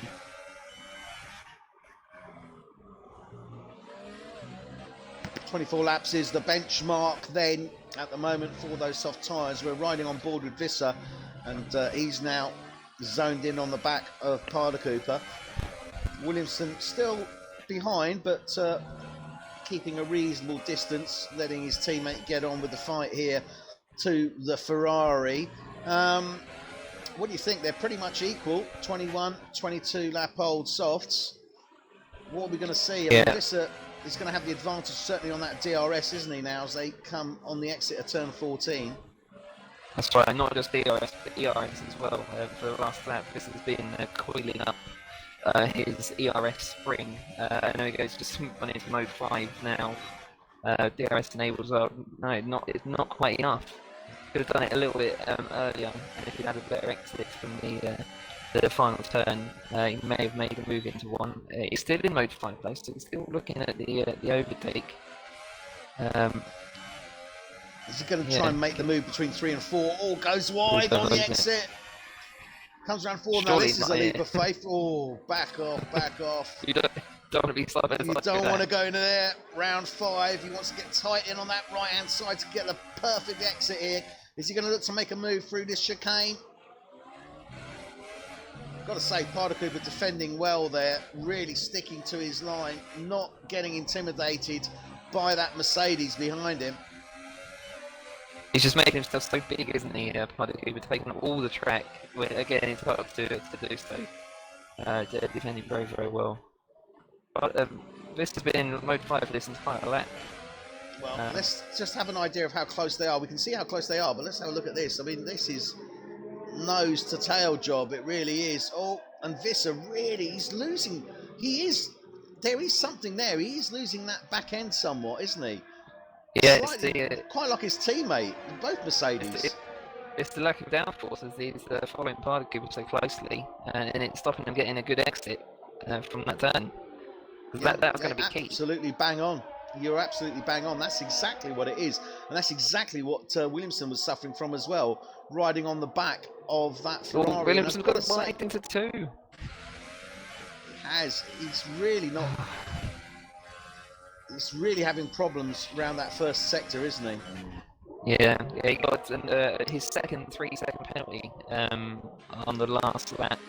I didn't see where that was actually, but it's 6 seconds penalties now for Williamson. This is getting a little bit frustrated, I think, with the Ferrari. He's just not able to get past him, and you're right, he's looking for every which way he can, and he's using the full width of the track to get as much speed as he can as well. Excellent defending. It's got to say that Parda Cooper is absolutely... Oh, he got it? No! Oh, so dearie me! Contact. There is contact there. Contact, but it has to be said perfectly within the rules.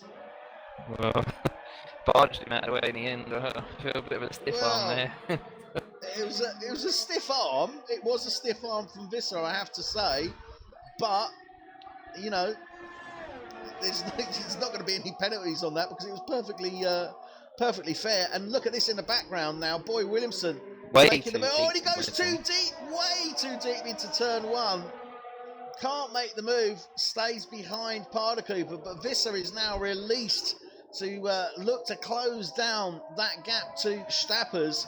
And I'm pretty sure Parda Cooper is going to make sure that he frustrates Williamson as much as he can. He's trying to make the move into turn 4. They're side by side. He goes wide. No, boy.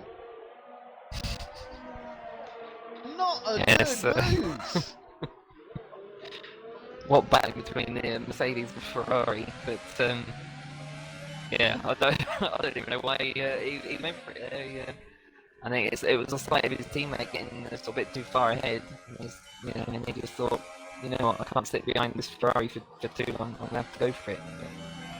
I think they're Parda Cooper is driving a fantastic race.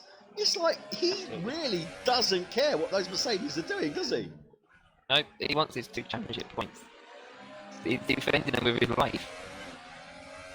Oh, and he's into the pits. In the pit. So, you know, you could say Parda Cooper completely won that battle. Definitely. Held him off until his pit stop. Absolutely. Fantastic. He really did do a fantastic job. But I've got to say, Boy Williamson's doing a pretty good job himself, because let's remember, he is on those mediums. So I think that's probably helped him out a little bit. It's giving him a little bit of impetus to get the pedal to the metal, isn't it? Yeah. And now, because he needs to try and get ahead of Parker Cooper. Yeah, he is squirming. He is definitely squirming. He's definitely got low downforce on the back of that car. There's no two ways about it. It's making me feel quite uneasy watching him. But yeah, I mean, I know Lewis Hamilton runs quite a tense setup as well. You know, it's he keeps on saying about sometimes the car doesn't like him, sometimes he doesn't like the car, but it wins him races. So there has to be you have to have a setup like that sometimes to be able to drive it to its full potential. Yeah, I've got to say, but I mean, he is pretty much staying within the bounds. He is going wide on a number of corners, but he is staying within bounds. I don't know if he's actually got any penalty points against him, Williamson. I haven't seen any come up. Yeah, I've seen 6 seconds worth come up. Oh wow! About 3 laps ago, we saw a 3-second penalty for Williamson, and he had one before that as well. So yeah, that does affect him. And as we know, points do come into the play at the end of these races, don't they, Adrian? Penalties, yes, they do indeed. We've seen many race won and well, we lost saw on, that surprise result last season, didn't we? With the winner was Rob Mouldering, and then because of points, he actually came second, and Seb Bogart won. No, not Seb Bogart. Yes. Was it Seb Bogart? Yeah, it was. Yeah, Seb Bogart. Yeah, Bogart. Yeah. So there is Boy Williamson. He's currently P9. Nicky Visser, his teammate, is P8. He's closing down on Mark Stappers, but not too much. I've got to say, Stappers is pretty much doing his own thing in P7. He's 1.5 seconds just to Zander Hermans. Zander Hermans doing a good race here. He's in P6, and he's good solid race again from him, and picking up good points there. Damie Hartman has moved up to P5. Obviously, he got past the driver earlier, and where was that? That was Boy Williamson, and he's really charged through now, so he's up to P5. He's looking to try and close down that 2-second gap he's got at the moment to John Donkel, who's in P4, and Hans van der Berg is riding in P3. Now, he's on 29-lap old soft, same as everyone else around him, and got to say, good race from Hans van der Berg, and he really has done very well there today. He's 11 places, started in P14. Yeah, he's had pretty much a faultless first half of this race.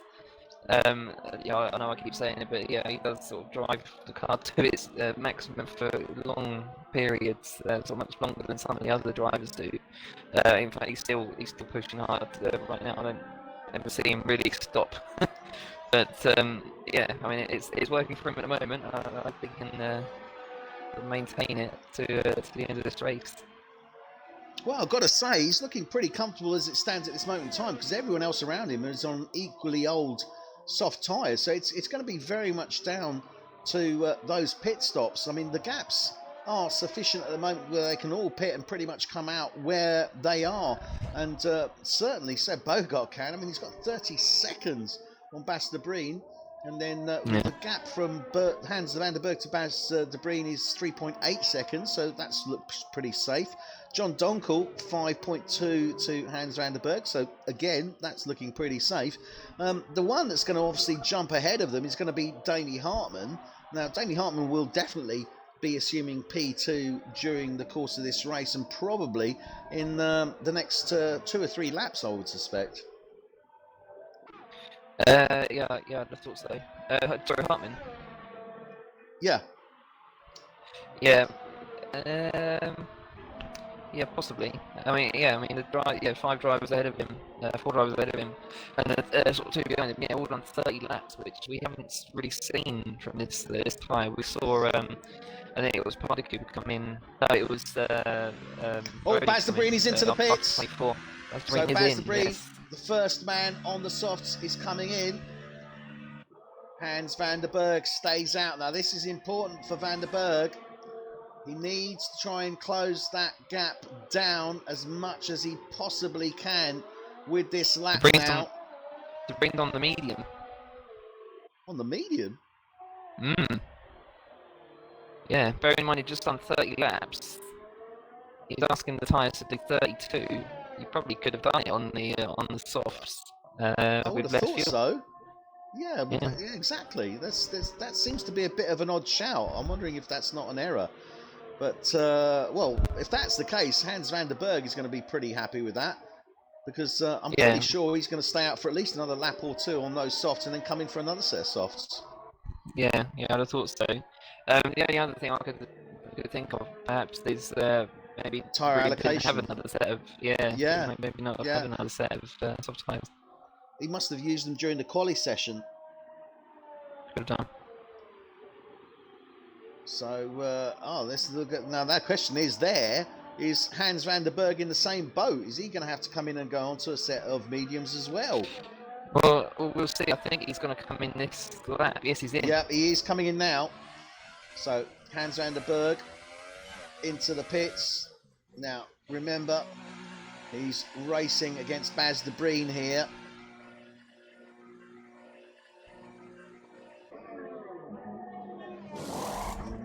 Looks like softs. Yep, he's gone on to a set of softs. So where's De Breen? De Breen's on the start, finish straight now. Hans van der Berg is just exiting the pits. De Breen will get ahead of him. And Hans van der Berg will drop in behind Nicky Visser. And he's on a 30 lap old set of softs as well. That's interesting. Visser has made it. Visser has managed to gain some time on using the overcut. I think he's benefited from being right behind the debris, and he's been using that DRS for a couple of laps. And it's managed to get him ahead of Van Berg. This is still to pit, though, of course. He still does have to pit. And it's going to be interesting, certainly, because Hans van der Berg is currently just over 1.5 seconds behind Nicky Visser. Nicky Visser is really hassling the Renault there of Bas de Breen. But surely he's going to be pitting now, I would have thought. And once we've got this little stint of pit stops over and done with, no, he's staying out. Now he's going to try and make the move. The end of the previous lap, by the way. Yeah. So Bogart's on the softs as well. He's on the softs as well. John Donkel still out on track. He's currently P2. Damie Hartman, as I said, has moved up. He's in P3. He will take that P2 position as soon as Donkel comes in. And that means then that Bas de Breen will be up to third. Nicky Visser, if he's still behind the Renault, will be in fourth place. Although I suspect he's not going to be staying there behind. He's losing a lot of time at the moment, isn't he? Those tyres are definitely gone now.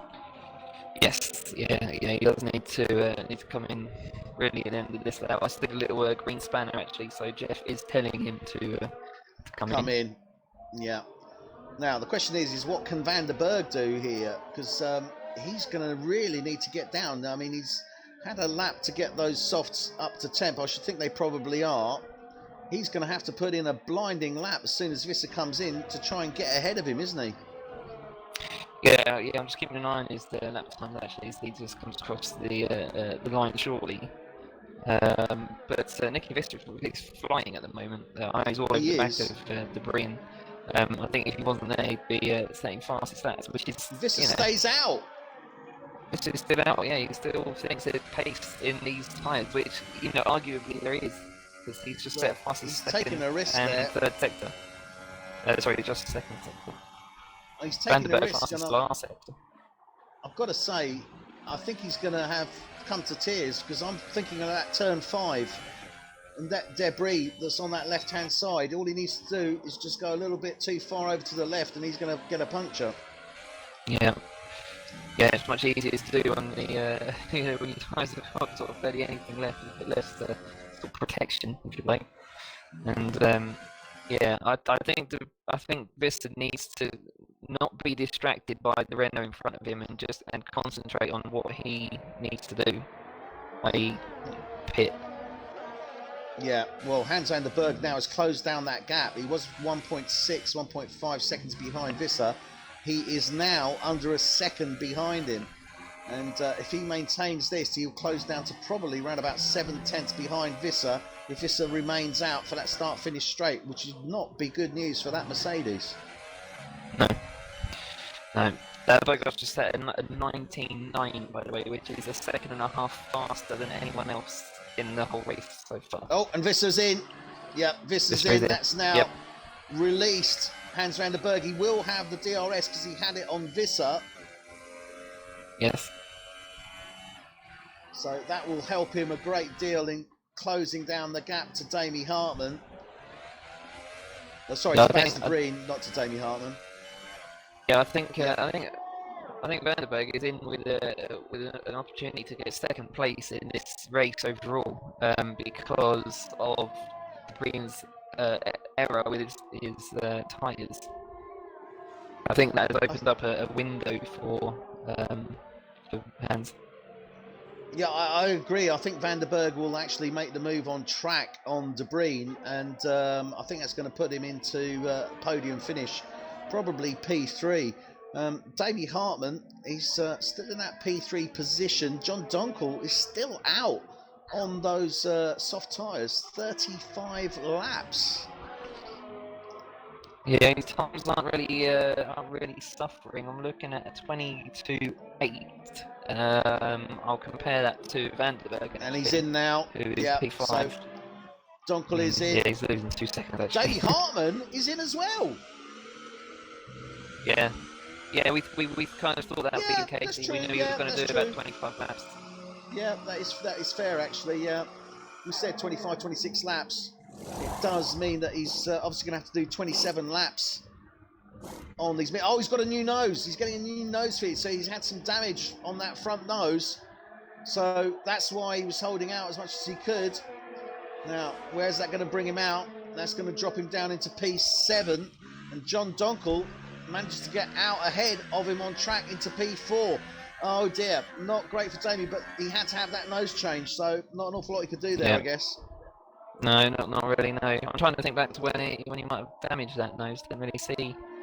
I don't remember it. But Van der Berg looks like he will actually get P2 on track on the debris, and he's all over the back of him. Still 30 odd laps to go. 27 laps to go. Yeah, this is just a matter of time because his tyres will last. Yeah, well, Hans van der Berg, he's done 4 laps. He's only got 36 laps remaining. He should be able to do it, I think, on those. Oh, he's so close. Don't get that close. Don't worry, you'll have him on the start-finish straight. Stay in tight there. All it takes is a good exit. Good exit. Get on the right-hand side. Get on the right-hand side. Power down. That's it. You got it. Look at that. The man's listening. He didn't turn the ERS up enough. I think he would have had it if he got up to mode 5. Although he's going into 1. Little bit deep. Oh, look at that! Look at that move from De Bruyne. Nice and easy. Takes the place back. Cuts back round turn 1. Okay, back off, Hans. Not on 4. Stay behind. That's it. Keep that distance. Showing some experience there, I think. Yeah, definitely. Look at that. There. That was definitely a wonderful cutback round turn 1 from De Bruyne. He just didn't sweat it, did he? He was like, okay, yeah, fine, don't worry, I'll get you when we come out. Yeah, and I think even if Van der Berg does get past, I don't think that'll be the last of De Bruyne. I think he'll be piling the pressure on. Yeah, I've got to say, Zana Herman's picking up a 3-second time penalty there. He's down in P9 at this moment in time. Obviously, with the pits, he will move up. And I think we assume that position that he was in. But we are currently on board with Hans van der Berg. Get on the right-hand side. Right-hand side. Now lay down the power. That's it. Nice exit. But I don't think he's going to be able to close down to the Bruyne on this turn 1. De Vrien's being clever now. De Vrien's really using his ERS to defend on that start and finish. It's sort of classic De Vrien, really. Here we go, he's in sector 3, that's Sander Herman's spun. He spun on turn, is that turn 13? No, he must have spun on turn 12. So he's turn around 12, 14 now, and he's looking okay. Yeah.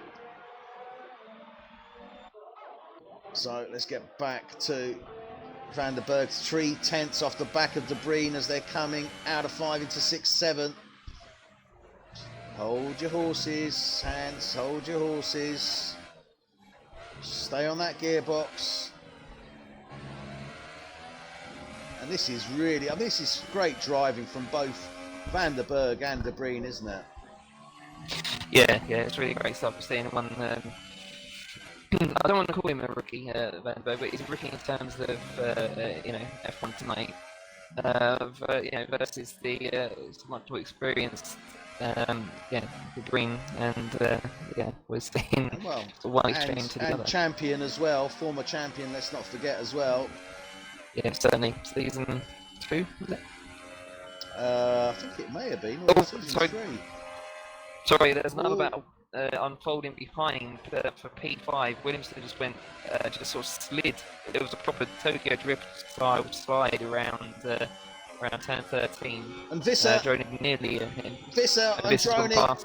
Side by side, Visser has gone past him. Can he hold it though into turn 1? Droning's coming back, but he can't do it. So now Visser is on the back of his old teammate Boy Williamson. That's looking good, isn't it? Yeah, this is again these two are and Visser gets ahead of him. Boy Williamson. Yeah, he lets him pass. Yeah, lets him pass. Let pass. So Hans van der Berg has dropped back now. He's just nearly 2 seconds behind Baz de Vrien. He clearly made an error, and I suspect it was on the exit of turn 5. We didn't actually see it, but I'm pretty sure that's where it was. As we join him now, and he's lost a couple of seconds. He's now 2.5 seconds behind. I'm wondering if he's got any front nose damage, actually. I'm wondering if he went into the back of Baz de Vrien. No, he's staying out. And I've got to say, no, front wing looks okay. So he's gained back that a bit of pace. He dropped down to 2.5 seconds. He's now under 2 seconds, but clearly he lost it, and it must have been around turn 5. So Hans van der Berg is having to reassess his attack on Baz de Vrien, isn't he? Yeah, I wonder if it was to do with his ERS management. Was he saving up the energy, and by doing that he was actually losing time? Although he hasn't really got enough in the engine at the moment to suggest that. So I don't know. Well, could have been. Vrien's really saving his energy now that he's got a little bit of a gap. Van der Berg just picked up a 3-second time penalty round turn 4. Not what he wanted, not as it stands at this moment in time. I mean, John Donkel is currently 10 seconds behind, so he's looking relatively safe at the moment for that P3 position. Nicky Visser is just over 3.5 seconds off the back of John Donkel. He's obviously got past his teammate, Boy Williamson. And Boy is, well, I would say he's riding shotgun, but I don't think he is. Sorry, Hans has got past. He's got past De Vrien. De Vrien went wide just on the exit of 12. On the entrance of 12. He was actually driving on the grass for a period of the straight just before that. I don't know if he was just sort of looking in his mirror. And Hans capitalised on that. So Hans van der Berg said, "Thank you very much, Baz. I really appreciate that open door you've left me. Please let me walk straight through it." Yeah, and also Boy Williamson has just got past the thorn in his side from earlier, Damie Hartman. Hartman's going to be coming back at him, that's for sure. He's got DRS. He's got very little ERS though. Boy breaking the toe nicely into turn 1. But look at this. Oh, what a move. Oh, side by side, he's lost it. And we've seen this from Boy though in this sector 1, that turn 1 and turn 2. He just doesn't seem to be able to get to grips with them, does he? No, like I said, I don't think he's enjoying these tyres whatsoever. He's had a completely different race since his pit stop to what he was having before. He was really able to attack before he come in But yeah, this has come out. We're seeing a completely different car, really. Yeah, he just hasn't got the grip, has he? That's what he's losing at the moment, and that's obviously down to those medium tyres. Yeah. Yeah.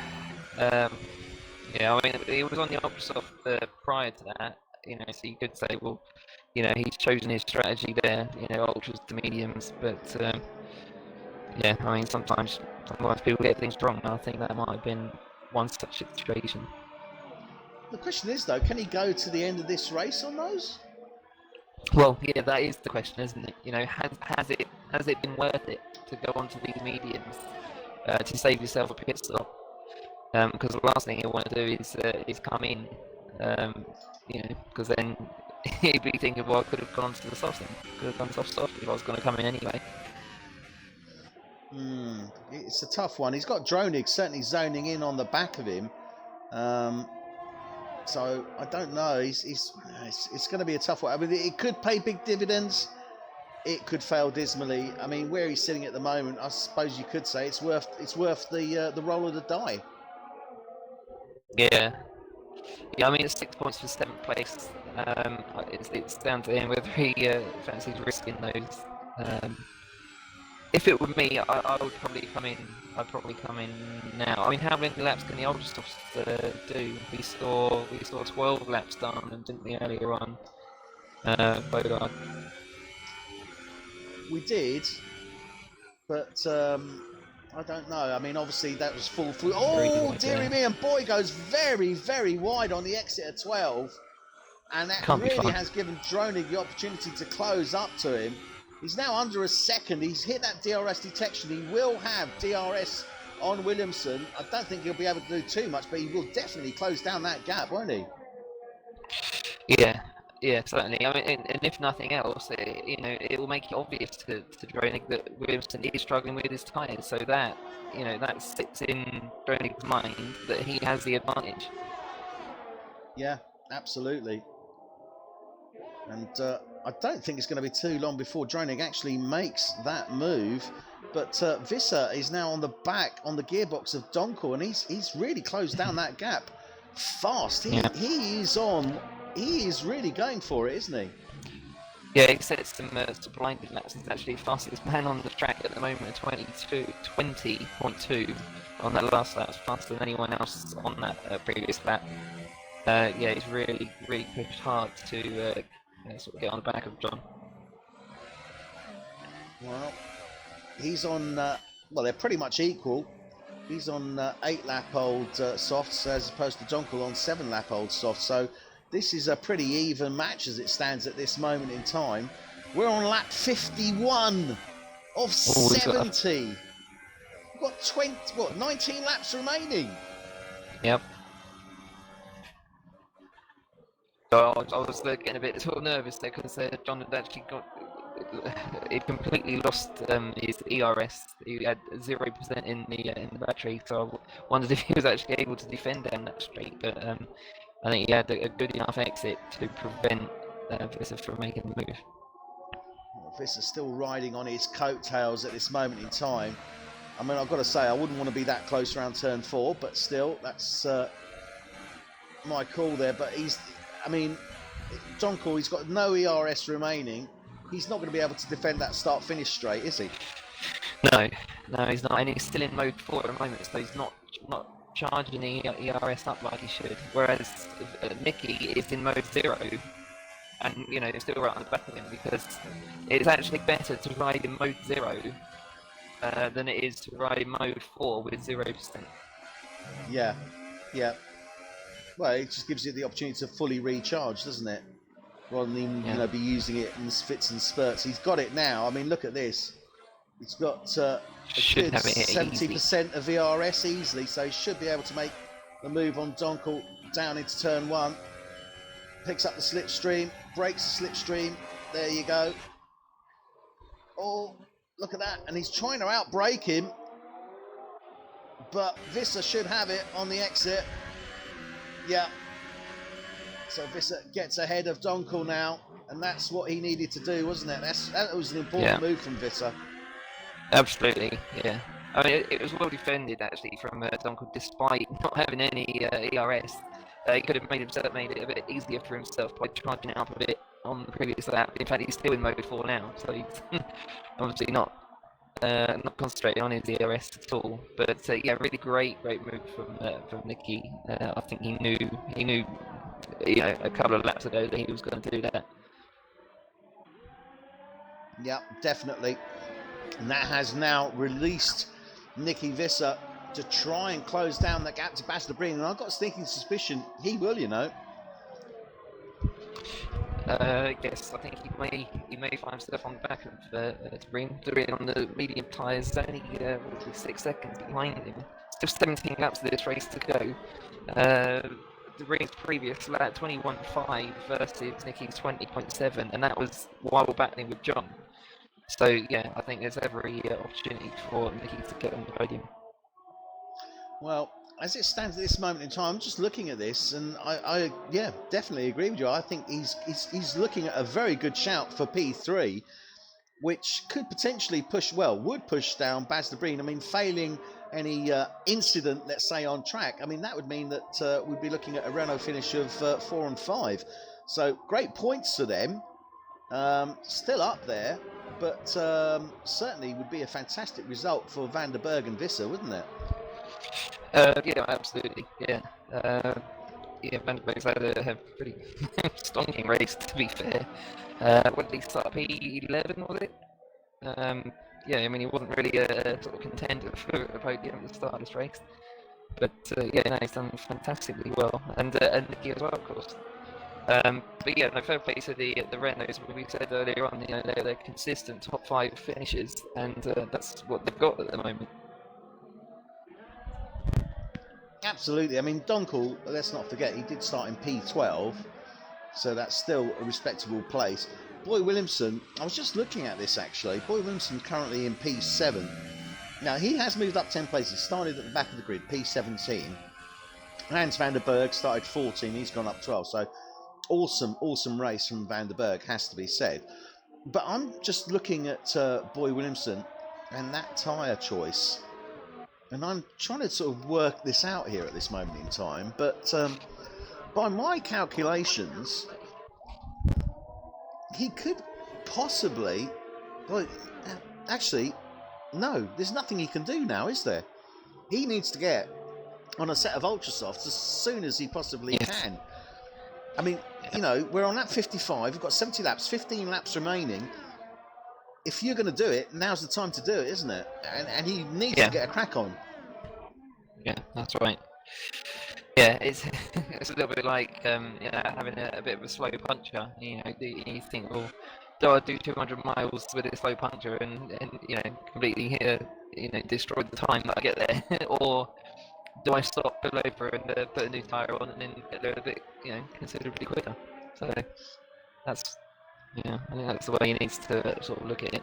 Don't be stubborn and think, well, I was committed to this strategy, because you can change, and you're completely within your rights to do that. Well, it's either that, or, to be brutally honest, the only other recourse he's got is to stay out. And I'm looking at it now, and to weigh it up, to be fair, I actually think his best option is to stay out and try and keep it as clean as he possibly can. But look at that exit of 14 right over the rumble strip, right, onto the grass, onto the dirty ground there.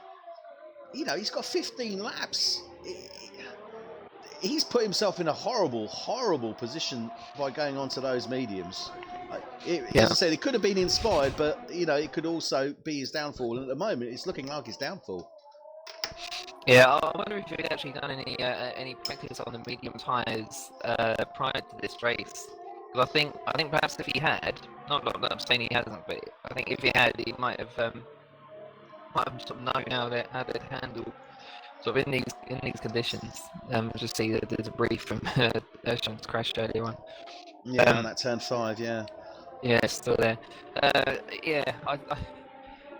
That's what I mean. It doesn't look like he's enjoying those medium tyres at all. And I think at this point he probably despises them. Yeah, it always makes you wonder, would he not have been better off coming in 12, 13 laps ago and going on to a set of softs.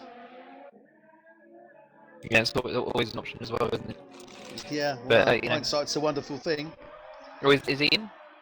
Yeah, I think he's coming in. Yeah, he's coming in now. Well, it's a brave shout. He's going to really have to go for it to get those Ultra Softs to work for him.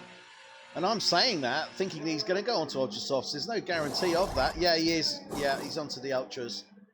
So he's really going to have to charge through this field just to even get back the place that he had. But he obviously thinks it's worth the shout.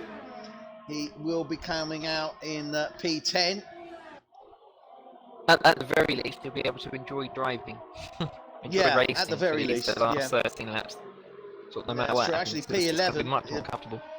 Parda Cooper's just got ahead of him, so now he's got to get back past Parda Cooper. So that's going to be interesting. Let's have a quick look at the runners and riders at this moment in time. We'll go in reverse order. So Rob Mouldering, Guido Airshine, Marco Pullen, and unfortunately we seem to miss that Jamie Collane. I don't know where. Apologies for that. But those are the 4 drivers that have DNF'd. Currently at the back is P12 Peter Phillips in the Toro Rosso, and he is chasing down the Ferrari of Martin Parda Cooper, actually, but Boy Williamson's come out in between this little fight on those Ultra Softs, and I should think he'll make pretty easy work of Parda Cooper at this moment in time. Vandenberg's crashed. No! Vandenberg's crashed. Debris everywhere at turn 3, just between turns 3 and 4. Oh my goodness, yes, look at that, he's on the left-hand side there. Hans van der Berg has DNF'd on the exit of turn 3. Clearly hit that rumble wrong, or went too far over to the left-hand side, I think. There he is, smashed out. Hans van der Berg is out. Oh, how gutted is he going to be? He was my driver of the day, to be honest. But, yeah, I was going to say that as well. Yeah, definitely. Yeah, big shame. I did mention it sort of earlier on. I know he gives it 100% of the time. And yeah, I mean that might have been a factor. It might not, but I know he pushes hard all the time. He does. But it's all experience. Let's not forget, it is his rookie season with F1 tonight. And mentioning F1 tonight, that's who you're watching at this moment in time. This is lap 58 of 70, 12 laps remaining.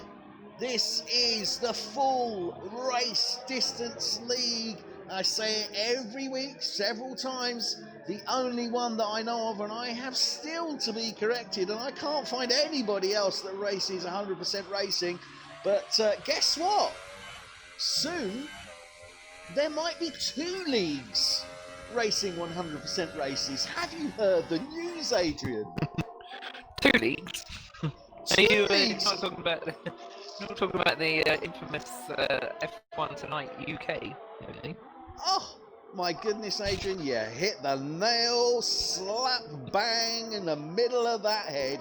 Yes, indeed, I am talking about F1 Tonight UK. As you, those of you who watch on a regular basis, and I know that we certainly have a number of Dutch viewers, and to you I say, Hoppakee! And I'm sure you'll understand what that means. It has no translation into English, Adrian, before you ask. Hasn't it? Right. No.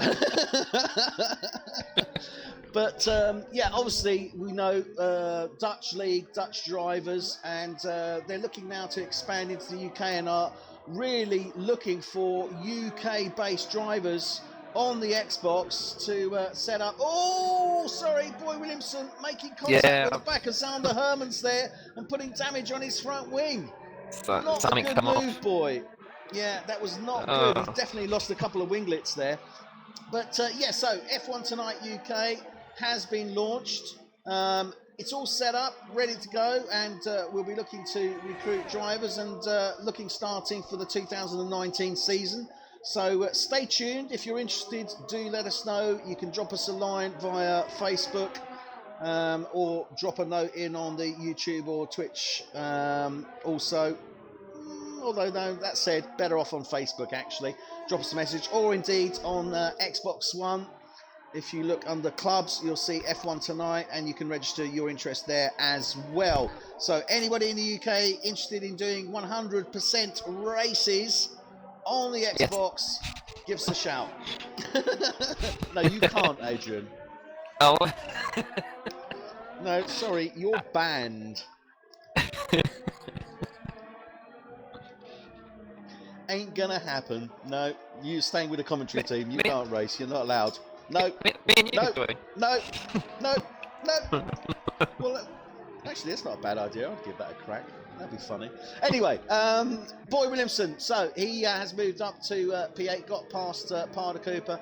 Zander Hermans is P9, so he's up to P8. So those Ultrasofts paying already. He's only got one more to go to assume the position he was in for Mark Strappers, and he's 6 seconds down the road. Strappers is in 7th place. He's 3.5 seconds off the back of Dronig in the Haas in P6. Solid race from Dronig, has to be said. Damie Hartman in the Ferrari as well, currently in P5, and doesn't look like he's going to move from there, but we have seen other things happen. Obviously, don't forget he would have been in P6 having it not been for Hans van der Berg unfortunately crashing out. John Donkel, well, he's in P4, but I think points are going to come into play because Nicky Visser is currently in P3. John Donkel is 4.2 seconds off him, but I'm sure Visser has at least at least 6 seconds worth of penalties. Yeah, I'll double check that for you now. I think I'll have a look at the greens as well. So we're riding on board with Nicky Visser, and he is zoning in on the back of Baz de Breen as we thought he would do.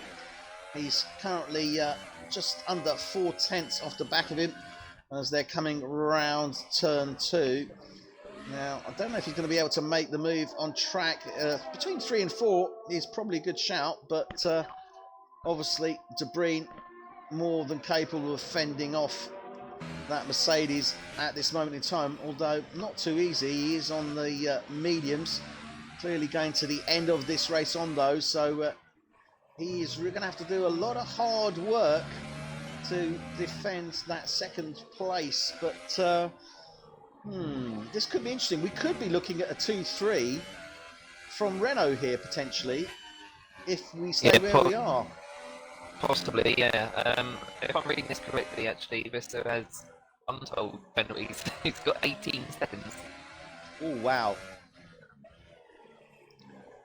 I don't think again, that's if I'm reading it correctly. Might have one, and Donkel might have 1 or 2, but that's it. 5, 6, yeah, definitely 6 times the word penalty appears in the race director for Visser. Okay. Donkel, I checked Donkel's pens. So John Donkel is currently P4, and he's 4.3 seconds off the back of Visser. Donkel has no penalties. He has 2 warnings and no penalties. So we are looking very much at a 2-3 from Renault in that case, because Nicky Visser, he's going to suffer. Well, that's going to push him down probably to P5 actually. Yeah, this is likely. And actually, if John can get within 3 seconds of de Breen, John can find himself on P2. Wow. Well, we've got 7 laps remaining, and we could see some big changes from the way this leaderboard is looking at this moment in time. He's just got a penalty as he's coming through the chicane. Oh, never mind. Okay, John, don't worry. You can back off. You've definitely got 3rd place at least. If it stays the way it is at this moment in time anyway. So I'm just going to quickly cut back here to Peter Phillips. He's currently in P11. Now this is really important for Peter Phillips. Martin Parder Cooper is ahead of him in P10, but he is definitely hassling that Ferrari, and he needs to, because there's a valuable point up for grabs here. There is indeed. Sorry, this has just made a move for P2, but on de Breen. Gone too deep though. De Breen really on the cutback again. In turn 1. A replica of sort of what happened earlier on. You were saying about Parder Cooper fighting for that last place, the last point. Sorry. He's hanging on to it, isn't he? Good defensive drive all race actually from Parder Cooper. Yeah, I'm just trying to find. To be brutally honest, I'm trying to think of where Parda Cooper went wrong, if you know what I mean. If that makes sense. I'm not saying I'm not saying he did anything wrong, but he started in, well, effectively you could say he did. He started in P8, he's down to P11, but I can't sort of see where or why, and I'm scratching my head a bit on that. I know what you mean. I personally have quite a few races like that where I kind of do nothing wrong, and I'm still sort of close to the back of the grid. Even though my pace is good by the league standards, and I don't really have any mistakes. I was end up sort of scratching my head like, well, why am I back here? I should be sort of a bit further up than this, but it's just it could be a number of things. Yeah, it just hasn't come together for him, and I think he still needs to find his mojo. I mean, we saw him doing well, obviously in Q, obviously getting up to that P8, and as I said, I think he is going to deliver a lot more, and I think we are going to see more from Parda Cooper. It's just he hasn't had the best of seasons so far, but I think he will deliver, and I think we'll see a lot more from him as the season progresses towards the end, and he certainly needs to, because he needs to get those points raked up to sort of back up his teammate Damie Hartman, really, doesn't he? Yeah, you're absolutely right. And actually, while we were talking, my group's teammate Hartman, he's got past Donkel. Yeah, he has. So as we thought and suspected, he would get past, and that has put him up into that P4 position, but I don't think he's going to actually get the P3 position. I still think Donkel's going to get him, because I'm pretty sure Hartman's got penalties as well. I mean, there's only 5 laps remaining. In fact, I'm absolutely certain that Hartman's got a penalty, at least one. Yeah, he's got 2. So yeah, Hartman needs to get 3 seconds ahead of Donkel to remain 4th. And this has passed the ring, and he's stayed past him. He has stayed past him now as they're coming round turn 2 into 3. But then again, you're Baz de Breen. Is it really worth fighting too much for that place again? Because you got it anyway. Yeah, well, that's it, isn't it? It's always all down to whether Jeff has actually told him that this has actually got 18 seconds of penalties. He probably has by this point. He probably has mentioned it. And knowing the way that Baz strikes, I don't think he'll be trying to fight with 27 lap or medium tyres. With a few laps to go. Yeah, I think he'll sit there and sort of know that he's going to get P2 anyway. Yeah. So let's just cast our minds over this, and we haven't mentioned Seb Bogart very much at all, but then again, why should we? He's 47 seconds down the road to Nicky Visser, and a convincing race win from him without any doubt at all. Nicky Visser is in second place, but he does have a large number of penalty points. We think around about 18 seconds, which would actually push him down into P5. That would mean that Baz de Breen would actually finish in P2.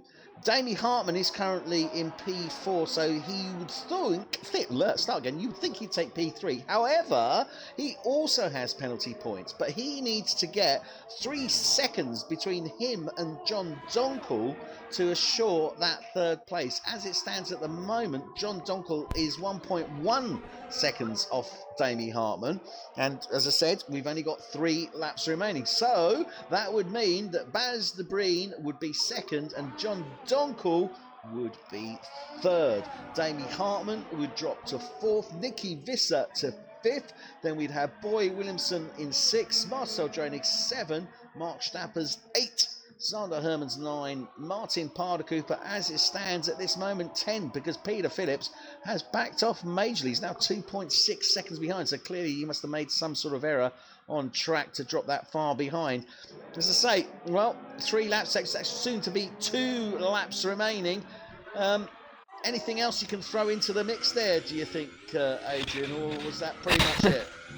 Yeah, I mean, that's quite a good summary of kind of what's happened. yeah, as I said, there was a driver we haven't really mentioned at all in this race. Is Bogard. I don't think I've ever seen anyone finish a race quite so far ahead. And so convincingly, because I mean, let's face it. Okay, Rob Mouldering was obviously fighting there, and he was looking strong. But you got to say, it was still Seb's court, really, wasn't it? Yeah, absolutely. I mean, yeah, Bogard didn't actually have the best starts. Yeah, Mouldering got away from him. We had the situation with the rain, although it wasn't raining enough. So Rob made the call to come in on onto the soft tyres. He was one of the first ones to do it, which was a brave move given that DRS wasn't active. And I think if Rob had not had that incident, yeah, I think he would have. I think he would have been up there, if not fighting with Bogard. I think he might have been even leading this race at this point. But yeah, Bogard had pretty much a flawless race. He had sort of no competition really in this race at all. No, that is very true, and it has really been. Yeah, he has just cruised it. I mean, as you say, he didn't get the best of starts, but he did get back past Mouldering, and he did make it work. So, yeah, but it's just the gap that he's got. I mean, 47 seconds basically. Yeah, he could pit twice and still be in the lead. Yeah, that is phenomenal. It has to have to say. Well, he is now on his penultimate lap.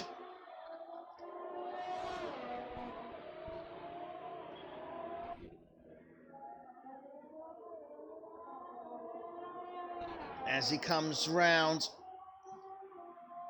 now up to turn 4, the leap of faith, as I have nicknamed it.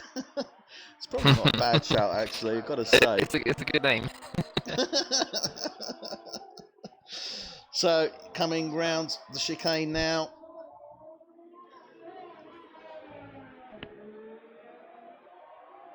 And he's just about to start his final lap. Let's quickly run through. So, Seb Bogart leads the way, more or less from start to finish. Remember, we had a wet start. He didn't get the great start. Came back, got it from Rob Mouldering, assumed that first position. Nicky Visser is currently, as it shows, on track. P2. He will actually drop down to P5 due to penalty points. Baz de Breen for Renault will take second place. Damie Hartman, and I've got to say this is looking close, but he's not going to get 9/10 on John Donkel. So Damie Hartman will actually finish in 4th place, not in 3rd place, as John Donkel will overtake him. And again, that's due to penalty points. So John Donkel for Renault will take 3rd place. 5th will be, as I said, Nicky Visser. Then Boy Williamson will be in 6th place. Marcel Dronik for Haas, 7. Zander Hermans will be 9. Martin Parder Cooper, 10. And Peter Phillips not quite able to get in there. So, Seb Bogart, let's ride on board as he comes round the final corners of Sector 2. Round turn 11 now, into the final sector of the final lap of this 70-lap race for F1 tonight. The only Xbox Full Race Distance League, or indeed Full Race Distance League we know. He comes round the final corner now of turn 14. Onto the start-finish straight. Seb Bogart for Haas takes the win. Nicky Visser coming through the chicane now. He will take the second on the flag, but he'll actually be finishing 5th. Baz de Breen for Renault will take 2nd place.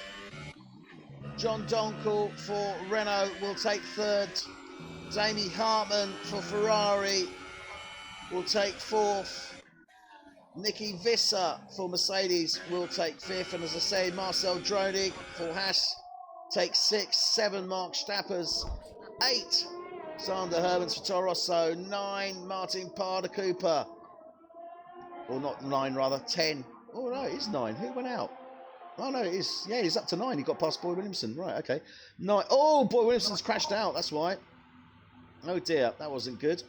So, there you have the result. Boy Williamson finished 10th. And actually, Martin Parder Cooper got up to 9th.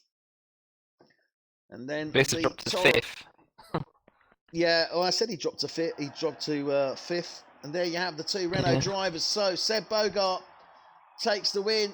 2nd, Baz the Breen. 3rd, John Donkin. And it was all down to points. And it was very much like last year, because we saw a change for first place last year between Rob Muldering and Seb Bogart. And that was all down to points.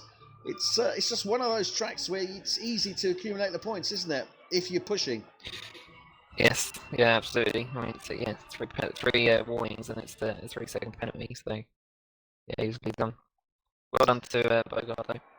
Yeah, fantastic race from Bogart, I have to say. And driver of the day, we've had a little discussion. And, well, Adrian, you announced driver of the day. I know what we discussed, but I've actually seen Donkel on P3. He started 12th. He's got 9 places. I agree. To John. I totally agree with you there. I was hoping to catch you out there. Actually, wasn't I mean? Never. I'm so mean. But no, I totally agree with you. John Donkel picks up driver of the day. Fantastic result from him. Really good show. Let's not forget, he did start in P12, finished up in P3, and yeah, great result. So there you have it. That is F1's tonight's Hungarian Grand Prix over and done with. Next week, we will be back, and we're going to be at that not very well-known track, something to do with saunas and mineral bars. And do you know the one I'm on about? Singapore. No, that's not it. Spa. That's the one. That Belgian track. Well, one of the beauties of Formula One. Yeah, it's going to be a classic, isn't it? I mean, Spa is always classic, and Eau Rouge. How many victims will Eau Rouge claim next week? Do you think? Oh. There might be a few. I'll say no one, and that way everyone will probably be in the wall. Yeah, that's it. Yeah, you never know. You might have a rerun of the American Grand Prix from the Schumacher years. That would be interesting for the finish. Indeed. So next week. Yeah, go on. Sorry, before we close out, Eddie, I just want to say about Renault. Second and third, both on the podium, and they're proving why they are top of the Constructors' Championship. Both drivers are so consistent. I know we had John in the party earlier on, and he was sort of downplaying his own ability, saying he's kind of he knows he's the number 2 driver, but it's not quite like that, because it does take skill to recover as many places as he did. So fair play to Baz as well. Had a fantastic race. I called him for the win, but P2 in the end. Yeah, indeed. And I've got to say, unfortunately, my call was there, but yeah, it's. I mean, there's a number of drivers there that we can see have got that are more than capable. The question is going to be, how's it going to pan out? Let's not forget, next week is 13, but we have 8 races remaining, including next week. So still very much on the cards. We will see you again next week. Same time, 7:30 UK time, 8:30 Central European time. We hope you've enjoyed it. We'll see you next week. Thanks a lot, and good night. Yeah, good for me.